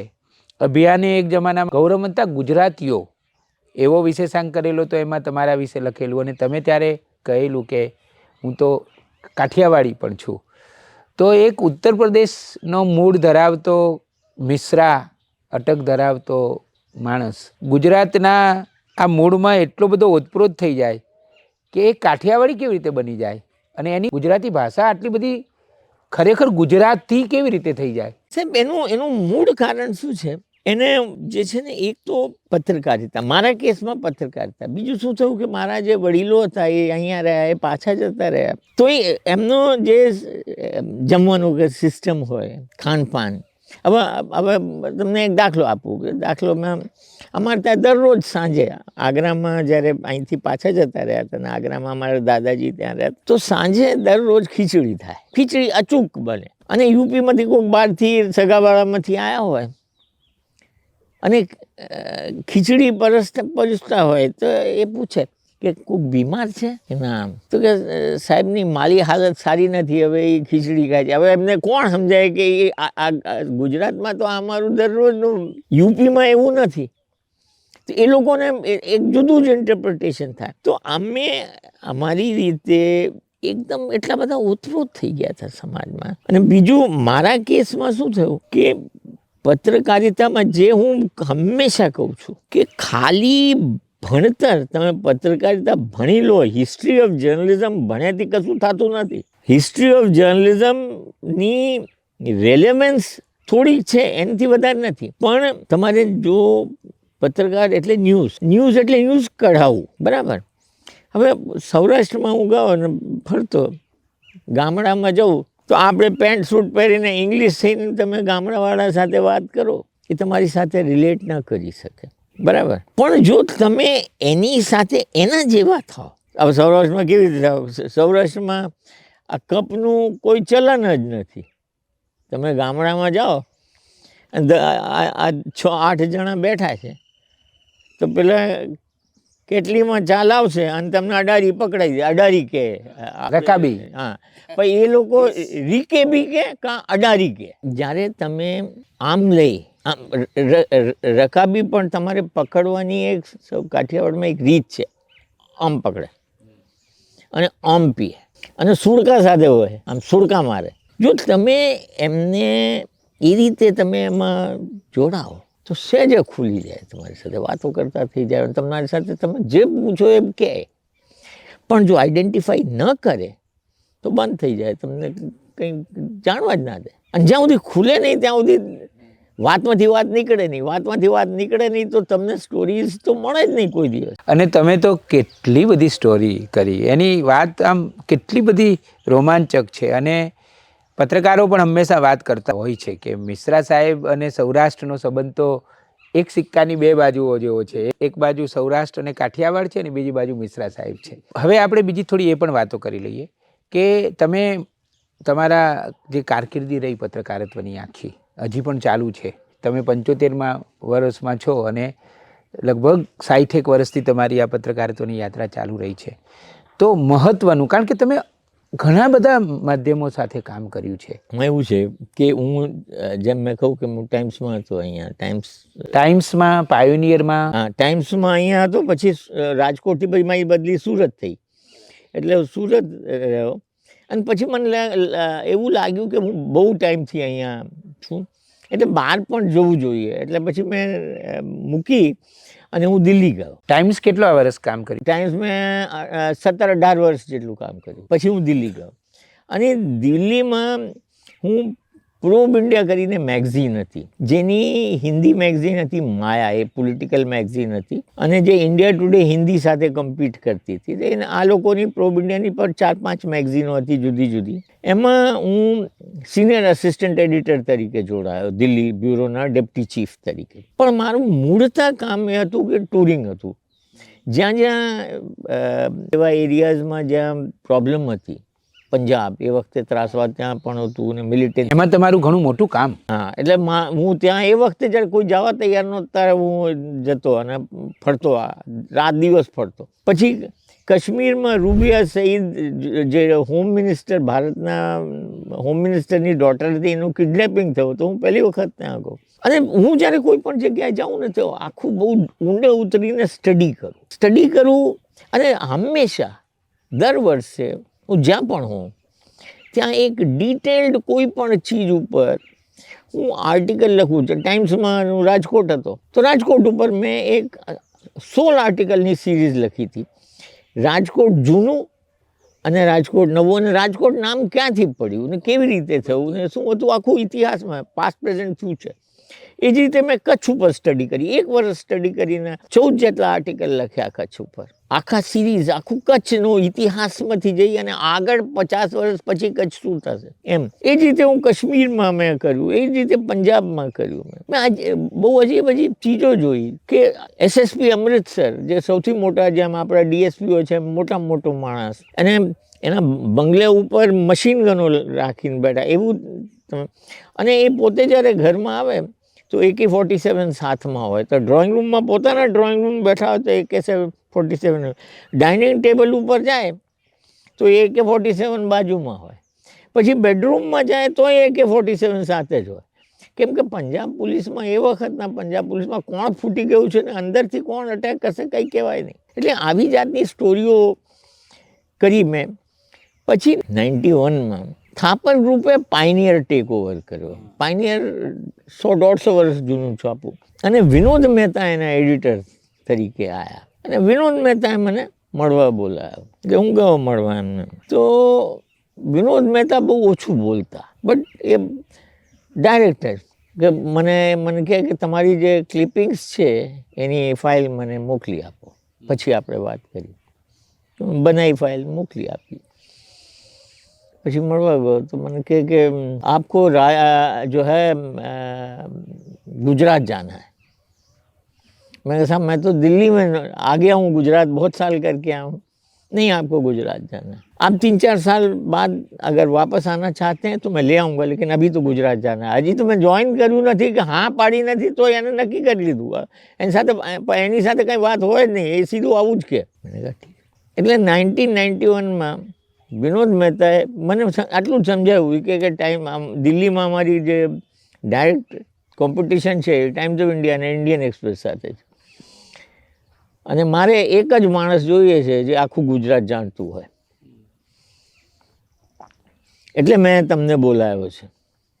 એને તમારે જવું જ પડશે પાછું, પછી તમને બોલાવી લઈશ. એટલે મેં કહું સાહેબ તો પછી હું નક્કી કરીશ કે મારે પાછું આવવું છે કે નથી આવવું. અને 1991માં ઓગસ્ટ 1 પહેલી તારીખે મારી પોસ્ટિંગ અહીંયા થઈ.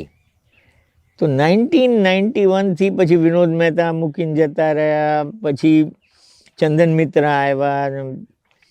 2009 સુધી પાયનિયરમાં રહ્યો, અને પાયનિયરમાં મેં બહુ રિપોર્ટિંગ કરી, અહીંથી ગુજરાતથી બહુ કરી. અને 2009માં મેં પછી પાયનિયર મૂક્યું.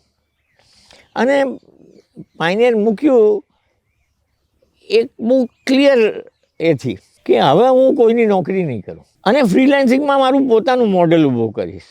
લોકો એવું કહેતા કે ફ્રીલાન્સિંગમાં માણસ જે છે ને, માણસનું ગુજરાન ના ચાલી શકે. મેં નોટ ઓનલી ચલાવીને બતાવ્યો, બટ મારી ફ્રીલાન્સિંગમાંથી એટલી ઇન્કમ હતી જેટલી મારી જિંદગીમાં કોઈ પણ છાપામાં પગાર નથી મળ્યો. અને એક સામટો હું એટલા બધા છાપા માટે કામ કરતો, એક પોઈન્ટ ઓફ ટાઈમમાં 14 છાપા માટે કામ કરતો હતો, પણ સ્ટેટના છાપા, એક સ્ટેટના એક છાપા. અને મારી એક થિયોરી હતી કે 10 × 10 × 1 10 થાય, 1 × 10 તોય 10 થાય. તમે 1 5 થી 10 લો કે 10 થી 1 લો થાય તો 10, અને જો તમને 10 જોતું હોય તો 10 આવી રીતે પણ મળે. એટલે નોટ ઓનલી જો છાપા, બટ એની સાથે એક ઇન્ટરનેશનલ એજન્સી એપી, બીજી નેશનલ એજન્સી IANS, સમજ્યા, એમની સાથે પણ કામ કરતો, અને 3 foreign newspapers, Indian papers, foreign newspapers અને મેગઝીન્સ, વર્કોહોલિક એકદમ. પણ એક મેં કરી બતાવ્યું કે આ થઈ શકે. પત્રકારિતામાં જો તમારું નોલેજ બેસો, હું આજે કહું છું, તમે પૈસા પાછળ દોડશો ને, તમને પૈસા નહીં મળે. તમે નોલેજ પાછળ દોડશો, પૈસા તમારી પાછળ આવશે. અને કોઈ પણ પત્રકાર, એને જો કરપ્શન કરવાની જરૂર પડતી હોય તો એ સારો પત્રકાર ના હોય. મોરલ પોઈન્ટ ઓફ વ્યૂથી નથી કહેતો, બટ પ્રેક્ટિકલ પોઈન્ટથી કહું છું કે તમારી પાસે એક્સપર્ટીઝ, ઇન્ફોર્મેશનની નોલેજ છે. માનો કે મને ખબર છે કે આ ગામ આ બાજુ, અમદાવાદ આ બાજુ ડેવલપ થશે, અને હું અમદાવાદમાં એ ખૂણે મારી ઓકાત નથી કે હું મકાન લઈ શકું, પણ હું છેવટે જઈને ત્યાં એક નાનું પ્લોટ લઈ લઉં તો આ ગામ તો ત્યાં પહોંચવાનું જ છે. Information of knowledge is important. તો એ જ રીતે મેં મારું કરિયર ડેવલપ કર્યું, અને મારા સાથે જે છાપાઓ સાથે એસોસિએશન થયા, એ આજે પણ હું જો કહું કે કાલથી મારે તમારા માટે કામ કરવાનું છે તો કે આવો, start. I have enjoyed that goodwill by sheer work. તો મને કામની કોઈ દિવસ પ્રોબ્લેમ થઈ જ નથી, જીવનમાં નથી. આજની તારીખમાં વચ્ચે મારી તબિયત બગડી ગઈ હતી, તો ઓલમોસ્ટ એક વર્ષનું બ્રેક લીધું. પછી મેં એક મેલ નાખ્યું બધા જૂનાઓને, તો કે રાહ જોઈ રહ્યા છે, ક્યારથી શરૂ કરો છો. What I am trying to tell you, if you are good at your work and you have the information, you have the knowledge. છાપા વાંચું ને, એમાં 4 સ્ટોરી હું કાઢી લઉં આમાં ખાલી અંદર પડેલા ન્યૂઝમાંથી. વાહ. કેમ કે સ્ટોરીઝ આર ધેર.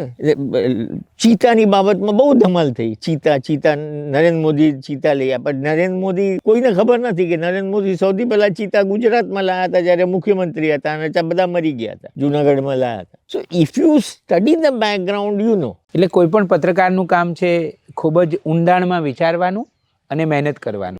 કાલે તમે વાંચ્યું છે, અહીંયા સ્ટોર કર્યું હોય તો આજે આટલું થતું હોય ને તમને ફટ કરીને લિંક મળી જાય. તમારા વડદાદા, પછી દાદા, પછી પિતા, એ બધાની તો આપણે વાતો કરી, પણ તમારા ધર્મપત્ની અને તમારા સંતાનો, એની વાત કરવી છે. સાહેબ, મારું બહુ ઇન્ટરેસ્ટિંગ કેસ એ છે કે મારી જે પત્ની છે એ પોસ્ટ ગ્રેજ્યુએટ છે હિન્દી લિટરેચરમાં દિલ્હી યુનિવર્સિટીથી. અને જ્યારે અમે પહેલા વખત મળ્યા, અમારા નાતના જ છે, તો પહેલા વખત મળ્યા તો મેં એમને બોલવા ના દીધું. મેં કહું પહેલાં તમે સાંભળો, કેમ કે તમે કયા માણસ સાથે લગ્ન કરવા માંગો છો, એની જીવન શું છે એ પહેલાં તમારે સમજવાની જરૂર, પછી નક્કી કરજો, પછી કંઈ સવાલ હોય તો પૂછી લેજો. એટલે પત્રકાર શું હોય છે અને પત્રકારનું જીવન શું હોય છે, અને ફેમિલી કેવી રીતે પાછળ રહી જાય છે, અને ન્યૂઝ આગળ થઈ જાય છે. મેં કહું આખી દુનિયા જ્યારે ઘરે જતી હોય સાંજે, ત્યારે પત્રકાર ડ્યુટી ઉપર જતો હોય, અને રાતે જ્યારે ઘરે પાછો આવે ને તો શેરડીના છોતરા જેવું નીચવી ગયો હોય માણસ, અને તોય સવારમાં આંખ ખુલે ને પેલો છાપા જોવા બેસે કે ભાઈ આ શું છે, આમાં કઈ થઈ ગયું ને, કંઈ મિસ થઈ ગયું ને, કંઈ આવું થયું કે શું થયું. તો તમે કયા આગમાં પડવાના છો એ પહેલાં જોઈ સમજી લો. And we got married. એમને રાજકોટમાં જ BEd કર્યું, પછી પત્રકારિતા પણ ભણેલા છે, બટ 2 જણા પત્રકારિતામાં જાય તો બહુ મુશ્કેલી થઈ જાય, એટલે she went into teaching. And Saint મેરીઝથી, રાજકોટથી સ્કૂલથી ટીચિંગ શરૂ કરી. અને મારી શું હોય કે 4-5 વર્ષ થાય વહેલો થાય, હું નીકળું તો એની નોકરી મૂકીને પાછો મારા ભેગા, એવું આખા જે છે ને દિલ્હી પાછા ગયા. DPSમાં એ હતા, હિલવુડ સ્કૂલમાં ગાંધીનગરમાં એ હેડમિસ્ટ્રેસ હતા. અને પછી એ જ્યારે રિટાયર થયા ત્યારે નાના છોકરાઓ માટે, નાના બચ્ચાઓ માટે પોડકાસ્ટ, કહાનીઓ. આજ પહેલાં શું હતું, દાદા દાદી હોય, નાના નાની હોય, એમની પાસે છોકરાઓ રહેતા, તો એમને ઘણું બધું શીખવા, કહાનીઓ મળતી હોય. હવે શું થયું છે કે ન્યુક્લિયર ફેમિલી થઈ છે, હમ દો હમારે દો. તો પેરેન્ટ્સ પાસે ટાઈમ નથી, એટલે પોડકાસ્ટનું એ કર્યા કરે છે. અને ગ્લોબલી ઇન્ડિયન્સ ફેમિલીઝ જ્યાં હોય હિન્દીમાં પોડકાસ્ટ કહાનીઓ, એમાં થોડુંક હિસ્ટ્રી આવે, કોઈ શહેરનો આવે કે આવા, એટલે એમાં શી રિમેન્સ બિઝી. મારા 2 સંતાનો છે. એ એલ્ડેસ્ટ ઇઝ અ ડોટર, અને મારા સંતાનોએ યુપી તો જોયું જ નથી, તો અહીંયા જ જન્મ થયું છે ને અહીંયા જ ભણ્યા છે, અને અહીંયા જ ભણીને પછી જે એમની જે કરિયરમાં જતા રહ્યા. તો મારી ડોટર છે એ ગાંધીનગર ઝેવિયર્સમાં ભણી, પછી એલડી આર્ટ્સમાં અહીંયાથી એ મેરિટોરિયસ સ્કોલર છે, અને પછી અત્યારે યુએસમાં છે, જોન્સન એન્ડ જોન્સન કંપનીને સાથે સંકળાયેલા છે, અને એચઆરનો પ્રેક્ટિશનર છે. મારું જે સન છે સ્કૂલિંગ ત્યાં ઝેવિયર્સથી કર્યા, પછી ઝેવિયર્સ કોલેજમાં ભણવા ગયો. એટલે એક દિવસ ફાધર સનમાં વાત થતી હતી, તો મેં કહું તારે કરવું છે શું લાઈફમાં, શું કરવું છે? કે મારે ફિલ્મમાં જવું છે. મેં કહું ફિલ્મ કશું હોતું નથી, માસ કમ્યુનિકેશન. મેં કહું જો માસ કમ્યુનિકેશનમાં જવું હોય તો પછી તો તું ઝેવિયર્સ કોલેજમાં શું કામ એડમિશન લીધું? તો માસ કમ્યુનિકેશન સ્કૂલમાં જાઓ. તો પછી એ મણિપાલ જે છે કર્ણાટક, ત્યાં જઈને મણિપાલમાં ત્યાં સ્કૂલ ઓફ જર્નલિઝમ છે, ત્યાંથી એને ડિગ્રી કોર્સ કર્યો. તો એને ત્યાંથી ગ્રેજ્યુએશન કર્યું માસ કમ્યુનિકેશન એન્ડ જર્નલિઝમમાં. પછી ફરી મેં એને પૂછ્યું કે હવે શું કરવું છે, હવે નહીં કે મારે ફિલ્મ્સમાં જવું છે. તો મેં કહું જો ભાઈ સુભાષઘઈ જેવી જે માતબર સંસ્થાઓ છે, 15 લાખ ને 20 લાખ ફીસ, આપણી પાસે એવા પૈસા નથી. ફિલ્મ એન્ડ FTII છે, film and television institute of India, એમાં તું સિલેક્ટ થા તો ભાઈ હું કરી આપું ફીસનો વ્યવસ્થા. તો એને પછી એમ, અને FTIમાં શું છે, દરેક ફિલ્ડમાં એની 15 સીટ છે, એમાં 5 રિઝર્વેશન, 1 NRI, એટલે 9 સીટમાં આખું દેશ લડે છે. તો એને ફિલ્મ એડિટિંગમાં એનું સિલેક્શન થયું, એ ત્યાંથી ભણીને નીકળ્યો, અને અત્યારે વિધુ વિનોદ ચોપરા સાથે કામ કરે છે. અને શિકારા ફિલ્મ જે હતું એની એડિટિંગ એને કરી છે, અને 12th ફેલ સાથે પણ સંકળાયેલું છે, એની એડિટિંગ કરી, એમની સાથે છે ફૂલ ટાઈમ. એમની જે વાઈફ છે એ પણ ફિલ્મ પ્રોડક્શન સાઈડમાંથી છે, અને મારી ડોટર છે એમનો હસબન્ડ છે એ CMO છે ટેક મહિન્દ્રનું. સો એ લોકો they are settle there, and એ પોતપોતાના કરિયરમાં જતા રહ્યા છે. અને હું મારા લખવામાં, અને અત્યારે મારા મેમોર્સ પણ લખી રહ્યો છું, અને બાકી મારે બધી પરસૂટ્સ છે એ ચાલ્યા કરે છે. મૂળતઃ તો આમાં છેલ્લે હું આપને કહું કે મારા જીવનમાં પત્રકારિતા સિવાય બીજું કંઈ છે જ નહીં, અને બીજું કંઈ હું ઈચ્છતો જ નથી. અને મારી ઈચ્છા એવી છે કે જો કોઈક સાંભળતું હોય, ભગવાન જેવી કોઈ ચીજ છે ને એ સાંભળતી હોય, તો મારે આવતા જન્મમાં પણ પત્રકાર જ થવું છે. કેટલી સંતોષ ભરેલી વાત છે કે મિશ્રા સાહેબને આવતા જન્મમાં પણ પત્રકાર થવું છે. એમની જે પત્રકારત્વની આ વાતો કરી આપણે, એ કદાચ 5% પણ નથી થઈ. એમની પાસે એટલો બધો ખજાનો છે, પણ એમ જે સ્મરણો લખી રહ્યા છે એમાંથી પણ આપણને ઘણું બધું પ્રાપ્ત થશે. મિશ્રા સાહેબ, તમારી સાથે આટલી બધી વિગતવાર અને હૃદયને સંતોષ આપે એવી વાતો થઈ, એ માટે અમે ધન્યતા અનુભવીએ છીએ. અને નવી સવારમાં તમે અમારી સાથે આટલી બધી વાતો કરી એ માટે તમારો આભાર માનીએ છીએ. Thank you.